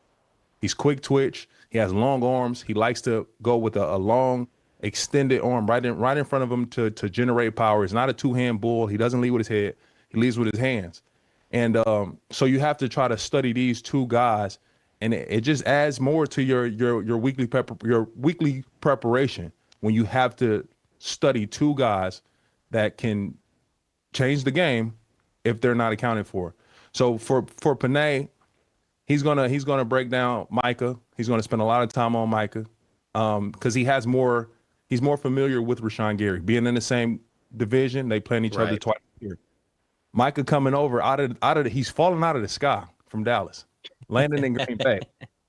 So Penei has to all of a sudden adjust his game plan and preparation for an elite guy.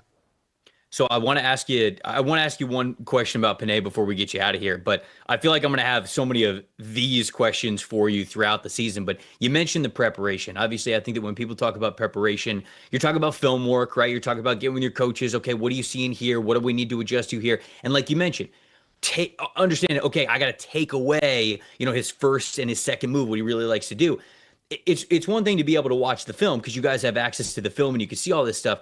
How do you take that to the field? Like in a week of practice, how are you really emulating? And this is difficult to do because Micah's a one of one, but like, how do you best emulate going up against a Micah Parsons or a Rashawn Gary? Do you sort of tell your teammates in practice, like, hey, can we spend a little bit of time after practice getting some extra? Can you try this move or do this here? How difficult is it to emulate one of those guys to sort of practice to get ready to do exactly what you're saying? No, it's exactly what you just said, Trevor. You get the guys on the practice squad to go in and watch the film with you. They'll go in, they'll watch the film with you and maybe one of the other O-line or D-line coaches, and you want to get a chance to get a simulation. I need you to line up this way with this alignment, try to get off a certain way. Like it won't be the same, of course, but you do want to try to get as many views of similarity that you can, as many as possible, so you can get those reps. The unique situation about week 1 is who you're playing 2 months, 3 months in advance. So you've been watching this guy from time to time. You don't spend too much time on him, but you got 2 full weeks before the season where you can watch this guy and study him. And by the time the game comes around, it's like, I'm ready to play this game. Like, I've seen all his bull rushes. I've seen all his wins. I'm ready to play. But all right, go ahead. Keep going. Yeah. You're really quick. You get Micah Parsons to come over at the last minute, and now you have to readjust everything. Micah Parsons has a 94.3 PFF pass rush win grade since 2022. And I haven't been in school in a long time, but I know 94 is an A. So, man, to have that added so close to week 1, it adds to Penei Sewell's plate, but he'll be ready. He'll be ready. I have complete faith in him and what he's able to do. I can't wait to see it. There we go. We already got at PFF Terron. Change the Twitter handles. He's already listing off the PFF grades. We love to see him. My man, thank you so much for joining us. I'm excited to talk to you about so many different trench matchups just like this one throughout the season. Appreciate it, my friend. Enjoy week 1. Yes, sir. Thank you. Let's get it. All right, I love getting to talk to Terron and just sort of pick his brain about what goes into trench matchups like that of the highest caliber like this. And Dalton, obviously, that's his preview that we have here for Lions-Packers. What do you got in this game? How you preview? Yeah, just fascinating stuff there. First of all, when you talk about, because we even on this show talk so much about this schematic preview and this scheme and this team running that and attacking this area of the field, but the work for those offensive linemen that goes in with the position coaches and with just the granular level of film watching that goes in and preparing, especially like Terron said there, against a guy like a Micah Parsons, like Rashawn Gary, Myles Garrett, Trey Hendrickson, all those guys, that takes an entire week of preparation also. And it's a great point that if Parsons is going to play through this back injury that he has this week, he is a potential game changer. And I think, when you talk about this Detroit offensive line in general and what they're trying to do, not only is it Penei Sewell against them, but at times it could be Taylor Decker. Then you have a very revamped interior offensive line that's got 2 young guys playing guard, right? And Parsons, if he isn't the best pass rusher in the league, because we kind of agree that it's Myles Garrett, he's probably the most unique in the sense that he can win from anywhere across the line of scrimmage. So he's one of the hardest players in the league to prepare for, and I think for all 3 of these teams in the NFC North, that's going to be tough. Now, what the Lions are trying to get to in this game, as usual, they're trying to maul people in the run game. They're trying to protect Jared Goff, and I think they're trying. Obviously, I know they're trying to get Jared Goff into these play-action schemes that they've been so famous for the last few years under Ben Johnson. Now we'll see what John Morton has for us. But if you look at Jared Goff's play-action numbers last year against the Packers, you could argue that that's the difference in the 2 wins that they have. Last year against the Packers, 84.8 play-action passing grade, completed 24 out of 27 passes, 8.7 yards per attempt, 115 passer rating. Jared Goff, when this Lions offense can get the run game going, get into their play action schemes, especially against this Green Bay team that struggled at linebacker, although I will say my matchup I actually have written down is Jared Goff versus Edgerrin Cooper, because Edgerrin Cooper is a guy who came in once he started getting in there at linebacker more and more. He improved this unit, particularly in coverage, and that was our question for him coming out of Texas A&M. He was a lot better in coverage than the rest of this group. When you talk about Quay Walker, Isaiah McDuffie, anybody else that they were playing at linebacker, Edgerrin Cooper was really a lot better than them in play action, top 10 play action coverage grade of any linebacker in football last year. So that's my matchup, Jared Goff versus Edgerrin Cooper, on top of what's already a spectacular trench matchup, especially if Micah Parsons is playing. No, Cooper was fantastic last season, and Tyron Hopper was great this preseason as well. It just feels like the second level for Green Bay is going to be a lot better this year. And on the other side of things, I want to talk about the offensive side for Green Bay, because this felt like a team that really wanted to push the ball deep down the field last year. Jordan Love wanted to do it. He was 5th in attempts of passing yards of 20 yards or more. That was with 78. He was 5th in the NFL. And he was 3rd in total first downs achieved when throwing the ball 20 yards or more last season. And yet, 17th in PFF passing grade in those situations, 18th in completion percentage. It just didn't feel like they had the offensive weapons to really complement that part of the passing game the way that Jordan Love wanted to, the way the overall offense wanted to, and what Matt LaFleur wanted to do there. Now, Matthew Golden, new on the scene, their first round wide receiver, 92.1 receiving grade on deep passes of 20 yards or more with Texas in 2024. Can we get that right off the bat? Because I think, like I said, that I believe that the Raiders are going to be gunslinging with Geno Smith and Chip Kelly. I think Jordan Love's going to want to open it up as soon as possible here to start the 2025 season. So now they have a wide receiver that they can do that with. Now he's a rookie, so how much confidence do you have for him to be able to do that in week one? That will to be determined, I suppose. I do have the Packers winning this game. I have them winning 34-31 as one of the best games to watch this weekend. What do you got, Dalton? I've got the Packers also at home, 28-24. Now, I do think a big difference is whether or not Micah Parsons does play. There's rumors that he's going to get an epidural and play through this back injury, and he may not be able to play the full, say, 65 to 75 snaps in this game that it takes. But if you even get maybe 30 out of him, those are the 30 snaps that could make the difference, especially with as versatile as he is and how Jeff Hafley could deploy him, especially against this interior. The Lions, I think, want to slow this game down, run the football. Now, keep in mind, we will say, especially if Parsons doesn't play, the Packers' defensive tackle situation without Kenny Clark, there is an opportunity for the Lions' offensive line to have success. But I'm going to take Green Bay, and I love what you mentioned about Jordan Love there and the deep passes and controlling safeties, right? When you're talking about opposing defenses and controlling the balance between taking those deep shots and then working underneath. It's this pendulum, right? It's this thing of, okay, first of all, one high, two high, how are they playing it scheme-wise? And then even just the sheer depth of it, right? Like the depth of it, the difference in a safety being 10 yards deep, 10 yards deep, and 14 yards deep is massive. That could tell you everything you need to know about a defense. So I think Jordan Love, don't force those deep shots. They're going to be there at some point. Matthew Golden's going to be a heavy part of every game plan, but I'm taking Green Bay at home. I think especially if Parsons plays, they're looking like a lot more complete football team. Houston Texans, Los Angeles Rams, two teams that certainly a lot of people have in their playoff bracket for this upcoming season.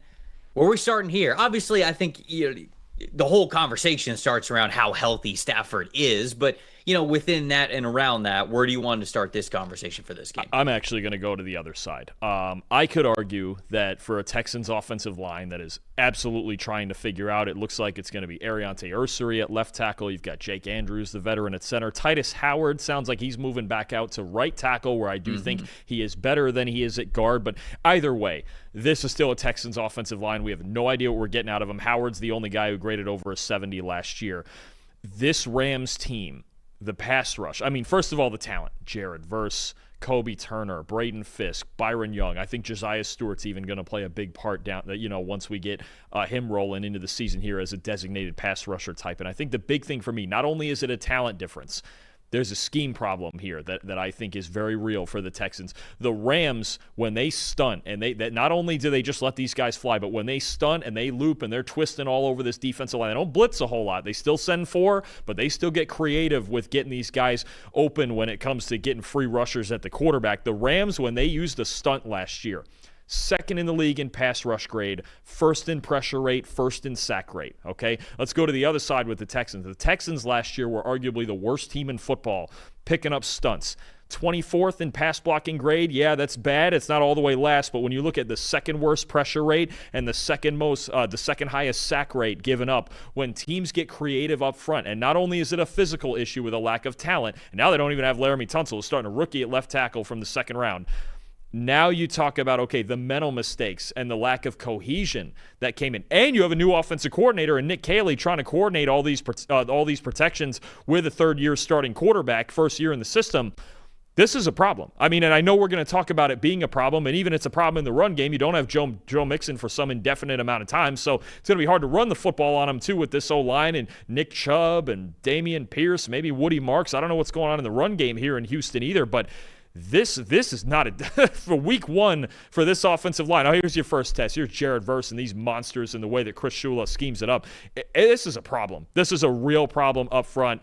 There is a chance in this game that they can't protect C.J. Stroud at all. There's a chance. And my panic level in this game for the Texans O-line, I know it's a new unit. They've picked their best five, or at least what they think it is right now. But, boy, I have like 10 out of 10 panic level with that unit this week. This is not the team I'd want to play week one.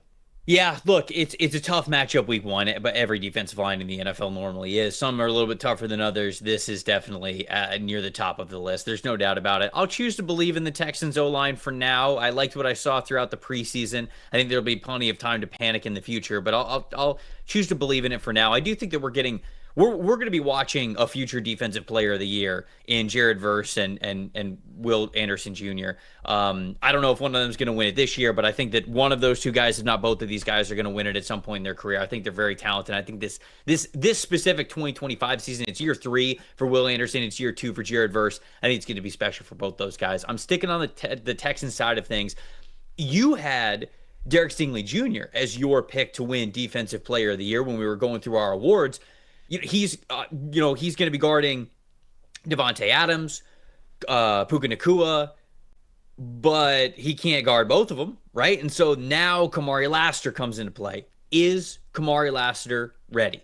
72.6 coverage grade last season as a rookie. That's a really good mark for a rookie. If he takes that second step in his second season in the league, now we're talking about somebody who you've got a really great cornerback duo. They have the ability to slow down a pairing that is as daunting as Puka Nacua and Devontae Adams. And so to me, I'm looking at Kamari Lassiter because if he is not ready, these are two excellent wide receivers. I mean, Nacua had the highest receiving grade of any receiver last year for us overall, despite missing some time early in the year. And Devontae Adams, for as much as, okay, maybe he's not as athletic as he was earlier in his career, he is so savvy in how he wins. He is such a great route runner. If you are not on your P's and Q's, if you do not have full discipline and focus and technique, he will make you play. Make no mistake. So is he ready? That is my question here. Is he going to be ready and up to the challenge? Can they shut those two guys down? Because I really like what the Texans have from their passing attack, especially going up against a cornerback room that was shaky for the Rams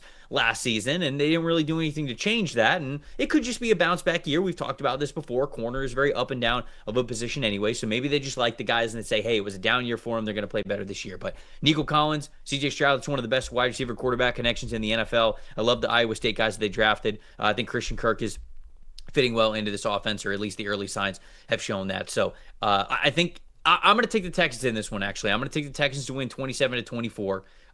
It sounds like you got the Rams, because if you don't believe in the Texans offensive line the way that you were talking, I think that you're probably going to have the Rams in this game. Yeah, the other thing structurally about the Texans defense with Lassiter, whether he's in or out, is that, look, D'Amico Ryans, very much like, say, Robert Saleh with San Fran with the Jets, it's very heavy zone, rush 4, cover 3, cover 4. But since he got, especially once he got Lassiter and realized what he was last year, he's shown more of a willingness to run man-to-man coverage, right? And if you're going to do that, you need Stingley and Lassiter both out there, because Adams is still very good in those one-on-one situations. If you don't have Lassiter out there, I think it's a whole lot more zone. It's a whole lot more of the traditional D'Amico Ryans defense that he uses. And the other thing, too, that I think is a big story, Trev, the Rams are expecting Alaric Jackson to start at left tackle, which I did see that, which is huge. Which is huge for them. That's massive. That in this game especially, I mean, you talk about one matchup in one trench. You talk about Jackson hopefully fully healthy and Rob Havenstein against Will Anderson and Danielle Hunter. I mean, that's as big time as it gets right there. And we talk about, I've talked about over and over, the Rams' biggest determinant of winning is their pass protection.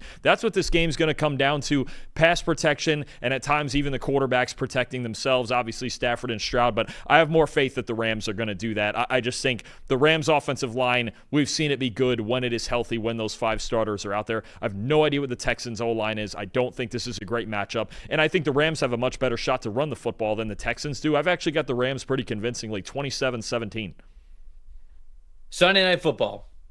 Josh Allen, Lamar Jackson, Bills, Ravens. This one's in Buffalo. It's a matchup that it feels like it's one of the best matchups that you could possibly have. Maybe it is a precursor to the AFC Championship game that we could see later in January. A lot of things to talk about with two of the most talented teams, two of the most talented quarterbacks, the back-to-back MVPs here, Lamar Jackson and Josh Allen. Where are we starting with this one? Okay, so it's kind of a layered thing here, because these two teams played twice, and the first time the Ravens absolutely dominated them, especially on the ground. And then the second time the Bills held it together enough for at least 3/4 of the game in the playoff game that they didn't just let Lamar and Derrick Henry run away with it. Now, the Bills, the way they run their defense, all right, constantly in nickel. The Bills ran a base defense, 3 linebackers, 5% of the time last year, lowest in the NFL. The problem is if you don't stack the box against this Ravens team, you might as well take the white flag out of your pocket and wave it, right? The Ravens against light boxes last year, 6 guys or less. Second in rushing grade. First in yards per carry, that'll do. First in yards before contact per carry, that'll do. And first in EPA per play, that'll do, right? So if you put your defense out there with 6 in the box, especially on early downs, walk off the field. Now, to the Bills' credit, they went heavier. They didn't necessarily put a third linebacker on the field very often in the playoff game, but there was a lot more single high. There was a lot more 5-man front. There was a lot of, especially Damar Hamlin, kind of operating as that third linebacker. He had a good game in run defense in the postseason. So when you do at least stack the box, and the Ravens, look, against stack boxes, they're efficient too. But at least it's a little bit less, right? And you had a reasonably decent game in run defense, and you make Lamar beat you with his arm. Now, if he beats you with his arm, and that's how the way the day goes, then so be it. There's nothing you could have done about it. And there's 5 or 6 games a year at least when Lamar Jackson just plays at a level where there's nothing you can do about it, right? But you have to give yourself a chance in run defense, because if this Ravens team just hands the ball off and they're getting 7, 8, 9 yards a carry, you're done. You'll just never get the football back. That's what happened in the first game. I mean, Derrick Henry, first play of the first game last year, 80-yard touchdown. So if you're the Bills, to me, yeah, you stick with the adjustment you made in the playoffs. Yeah, make Lamar beat you with his arm. I know the secondary isn't great for the Bills, and Maxwell Harrison's not going to play in this game. I believe he's out for the first 4 games. I don't know what the Bills are looking like in the secondary, but either way, I would approach this more like the way they did in the playoff game. What's the stat I had? Derrick Henry, when he ran for 90 yards at least last year, they were 11-0. You just can't let him beat you on the ground. If he beats you through the air, then fine. Then there's just nothing you could do that day. But you can't line up with 6 in the box and just your base nickel and just expect those 6 guys to take care of business, because it just doesn't get done, not just for the Bills, but for any team against this Baltimore rushing attack. I know a lot of people hate those stats, like, oh, if they rush for this many yards, then they win the game. Well, like, duh, because they're having success. But, like, to the Derrick Henry point that you bring up, it's more about them controlling the game, right? If Derrick Henry's running for a certain amount of yards, that it's not just like, oh, blindly hand Derrick Henry the ball. It means that what the Ravens probably want to do every single week is working. So, like, that's sort of just the easy telltale sign that what the Ravens want to do is working when they have success with Derrick Henry. They're not really being challenged. They're making it too easy to control the clock, control the ball. And, of course, like, some teams are set up to where the running game really is just a matter of being balanced to keep the ball a little bit longer, have longer drives, make sure the defense isn't gashed. For the Baltimore Ravens, like, that's how they win the football game. So it's all of those things, plus they're one of the highest EPA per rush teams in the NFL, especially against light boxes like you just mentioned there. So it's just a way to showcase that things are going according to schedule for the Ravens when they have stats like that. So for the Bills, I'm looking for the beginning of answers to a question that a lot of, especially fantasy football people, had this offseason. It's, can Keon Coleman be wide receiver 1 for this team? Khalil Shakir was wide receiver 1, and how reliable he was last season. He led the team in overall targets. I believe he led the team in catches as well. I would like for Keon Coleman to now lead the team in catches, and that is no slight to Khalil Shakir. I still want him to be exactly as good as he was the year before. But if Keon Coleman is truly a wide receiver 1 for this team, to me, it changes things. To me, then you can truly put Khalil Shakir in the spots that are most advantageous for him. You could do the same with the tight ends. You could do the same with the running backs out of the backfield. When you look at Keon Coleman in his rookie season, 69.4 receiving grade in 2024. He was 3rd on the team in targets with 56. He was also 3rd on the team in targets with 15 on 3rd and 4th down with more than 6 yards to go. So obvious passing situations. But on those 15 targets, he had just 5 catches for just 2 first downs. I want Keon Coleman to be more reliable in the passing situations that matter most. Not only does that come on 3rd and 4th down and those 6 or more yards to gain situations, it's also in the red zone. He was 1st on the team in red zone targets last year with 11. But he was just 5th on the team in red zone catches. So that chemistry, not only targeting him, but finishing plays when you do so, not just overall from a volume perspective, but in the situations that you want your wide receiver 1 to dominate. 3rd and 4th downs when the down distance is over 6 yards, and in the red zone.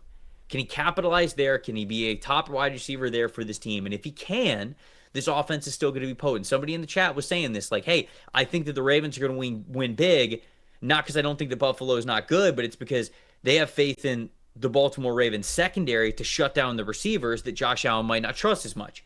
If Josh Allen gets to have confidence in a player who is as talented as Keon Coleman, to me, that changes the math for how you defend the Buffalo Bills and what they could be this upcoming season. So, again, I don't know if we're getting 120 yards from Keon Coleman and 2 touchdowns in week 1, but does he continue to be that player that they look at in those key passing situations, and can he convert more of those volume situations than he did last season? I think it's going to go a long way for this team.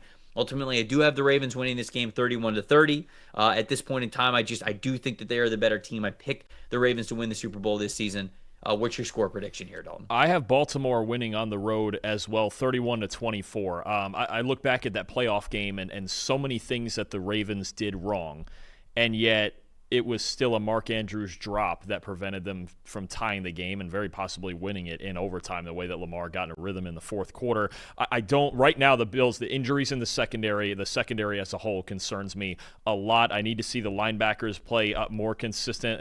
I need a healthy Matt Milano who can play up to his capability. And I think, to your point about the receivers, the theme at the end of it is, look, they have Keon Coleman, they signed Josh Palmer. They're trying to figure out, is there somebody who can get vertical and open up more space for the run game and these underneath threats? Khalil Shakir was their best wide receiver last year, but he has an extremely low average depth of target. He wins very close to the line of scrimmage a lot. He's used heavy in the screen game, right? But they need somebody. Keon Coleman was brought in there to get vertical. If they can do that against what is a dynamic secondary, Kyle Hamilton and these guys in this secondary, monster unit potentially that the Ravens have on the back end here. But I like the Ravens. I actually do think, especially defensively, they're more complete. I think Lamar's going to make a lot of plays with his arm in this game against a very vulnerable secondary. It was vulnerable last year. Right now, it's maybe even more so. I actually, is it Dane Jackson? I don't even know who's starting at this second corner spot for the Bills right now. I can't trust their defense right now in a big spot like this. I got the Ravens on the road. Where's the unofficial depth chart? Let's take a look at it. Hold on. Let's see. It might be Dane Jackson if I last checked. Maybe. Of course, I clicked on an article and they don't actually show it to me. Love when that happens. Unless Tre'Davious White got right now. Christian Benford, Tre'Davious White. Tre'Davious White is listed, but he also was hurt recently, and I don't know that he's healthy enough to play in this game. I was going to say, I didn't think that he was playing in this game. So otherwise, might be Dorian Strong, the rookie? Possibly. White did not he's not practicing today. If he's out, it'll be either Jamarcus Ingram or Dorian Strong. Yeah. I don't love that. Could get a little rookie Dorian Strong in there. And even if it's a not 100% Tre'Davious White, I don't love that. All right, we're finishing things off as week 1 caps off with a NFC North matchup. The Minnesota Vikings take on the Chicago Bears in Chicago. What are we talking about here, Dalton? Well, of course, we're talking about Caleb. Let me guess. We're talking about Caleb Williams. We're talking about Caleb Williams. But Trevor, listen. Yes. You know, I'm not even a homer. I'm not even a Commanders fan. But you know I love me some Jaden Daniels. And you know I get on Caleb Williams sometimes. Mm-hmm. I'm going to talk about a lot of things he did right against the Vikings last year. Now, the Bears lost both of these games. The first one was close. The second one, not so much. And the idea is, when you're dealing with Brian Flores and playing against him, you're dealing with pressure. And you're dealing with heavy pressure, especially in obvious passing situations. Guys coming from all different angles, simulated pressures, zero blitzes, all sorts of nonsense, whatever Brian Flores feels like drawing up that week. But you know what? He blitzed Caleb Williams on over half his dropbacks last year, and Caleb was really, really good against it. Look at this. 88.9 passing grade in these 2 games against Minnesota last year against the Blitz. 27 of 39, 3 touchdowns, 4 big-time throws, and that last number is the big one there. No turnover-worthy plays. The entire idea, look, you bring this much pressure this often against a quarterback. Are you expecting to get a sack on half of an opposing team's dropbacks? Well, you hope so, but that's not how that works.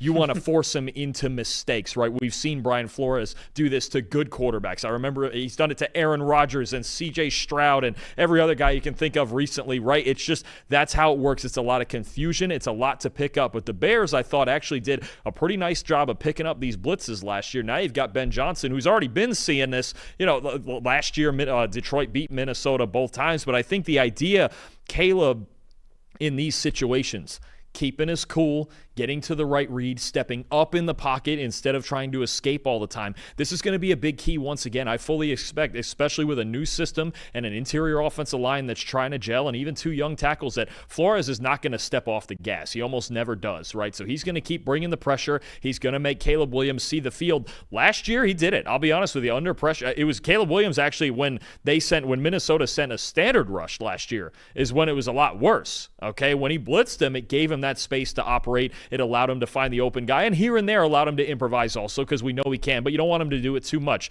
I think that's a big key. If and when the Bears get in a lot of obvious passing situations, Brian Flores is going to bring the heat. If Caleb can beat it again, then you're talking about the Bears having success. I think it's a big thing that we're going to talk about a lot this year with Brian Flores and with Caleb Williams dealing with pressure. Can you step up and make the throw, or are you constantly running around and taking too many sacks? We have some very level-headed predictions for the score in this game already. Oh boy. 35-10 Bears, 46-3 Vikings. Wow. It's good. It's good. JJ Billy's McCarthy, actually saying love it 23-20, right there. so Man, it's going to be close. 46-3 in the NFL. You don't see those too often. No, not unless you're the 2018 Tampa Bay Buccaneers traveling to Soldier Field to take on the Chicago Bears. There you go. A game that was, I believe, 38-0 Chicago at half. I was still working for Pewter Report at the time, and I got to cover that beauty of a game in person. I don't think that it's going to be like that this time around in Soldier Field on Monday night. For the Vikings, is the interior offensive line ready? And what do they look like, right? I mean, love the idea of Donovan Jackson playing at one of the starting guard spots. You pay a lot of money to Will Fries to bring him over, but, he's coming back from injury. And Ryan Kelly, the new starting center, okay, he's been good throughout his NFL career, still 32 years old. Do they have that chemistry together? Obviously, Kelly and Fries do from playing a little bit when they were in Indianapolis, but Fries missed most of last season as well, so he missed a lot of that chemistry time there too. Are they ready for it? Because it's 3 new starters, and it's a good thing that it's 3 new starters because they gave up 127 pressures on the interior last year. That was the second most in the NFL. Only the New England Patriots had more interior pressures that were allowed. I agree with the people in the chat that are saying that I think J.J. McCarthy is going to be fine. I think that he's going to be fine. He's going to gradually get more and more confidence with Kevin O'Connell in that offense. Certainly throwing to Justin Jefferson doesn't hurt. But the way that you derail that really quickly is through interior pressure, is when you lose up front, when your guards and your center lose very quickly, because that gives your quarterback no time to think at all. You can't step up in the pocket. You have to get the hot reads very quickly, and you're just trying to digest and take in as much as you possibly can just as a rookie who is starting. So all of that, in my opinion, goes into J.J. McCarthy having a successful debut, being able to go into Soldier Field and defeat the Chicago Bears, which I don't have happening. I have the Chicago Bears winning this game. Now, I have the Minnesota Vikings winning this division, all right? But I have the Chicago Bears winning this game. I think that giving Ben Johnson multiple weeks to prepare is not a good thing no matter who you are on the other side of it. And I really do think that Caleb, you mentioned how confidently he played against Brian Flores last season. I think it's going to look confident once again this year. And in this game specifically. And I think the Bears win this one. So I'm going Chicago 24-20 here, even though I do think the Vikings will be just fine. A couple keys for the Bears if that's going to happen. A, they're going to have to get a pass rush going against that offensive line. I think the pass rush is a big question, right? You've got new pieces. You've got Dio Odeyingbo. You've got Grady Jarrett. You've obviously still have you've got Montez Sweat. They've got to be able to get home and get pressure on J.J. McCarthy. The other thing for me, too, if this game is going to be – a lot of this game is going to be decided in the first quarter because the Vikings are so good in the first quarter of games offensively. Last year in the regular season, second in the NFL in points scored in the first quarter, only behind your Tampa Bay Buccaneers. Kevin O'Connell and his game plan, the scripted plays, the first 15 plays such a huge part, and I think that's where J.J. McCarthy could be the most comfortable in this game is with the game plan going into it, and the Vikings have made a habit of getting ahead of the Bears early in games and making them come back. I actually have Minnesota in this game 27-21. I think the Bears, there is to me, on both sides of the ball, but especially offensively, there's an adjustment period. I don't think it's going to be perfect from Caleb Williams right off rip. I think it's going to take maybe 5, 6, 7, 8 games to really get in the groove and all of the details of this offense. You also have an extremely talented offensive line, but one that's still trying to gel, especially in the interior. And I do question still what the Bears have at running back if they try to run through the teeth of this defense. I like Minnesota. I think they're a little more talented. They just need McCarthy to keep his composure and I think play well in the first quarter. Vikings 27, Bears 21. Fun games throughout, man. Thursday all the way through Monday night. It's going to be an exciting week 1 in the NFL. There you go. Consider yourself previewed, everybody out there. That's 16 games up, 16 games down. We are excited to watch all of them. And, of course, give you the grades release show next Monday to recap 15 of them. Because, obviously, we won't be able to tell the future quite like that. But we will be back with that grades release show for you on Monday. Appreciate everybody watching and listening to the show. Shout out to our sponsors. If anybody out there is interested in sponsoring any PFF content, whether it's this show or whatever it is, sales@pff.com is the way that you guys can get in contact with us there. Make sure you get that PFF Plus subscription. Starting off in week 1 is a great way to do it. You get the full value for the entire NFL season. You get draft season, the off season, all of that good stuff. The draft stuff, the fantasy football stuff, all of our great player prop tools. So if you're into betting, all of our data, we turn that into some betting edges that you guys can see every single week over at the PFF app as well, which you guys can download. So many different things, so many ways that we are covering all of football, college, NFL, all of that great stuff. Enjoy the weekend, my friends. Enjoy the football that is on Thursday, Friday, Saturday, Sunday, and Monday. It is wonderful that it is all here. For Dalton Wasserman, I am Trevor Sikkema saying thank you guys once again for watching the PFF NFL show. We'll see you guys next time.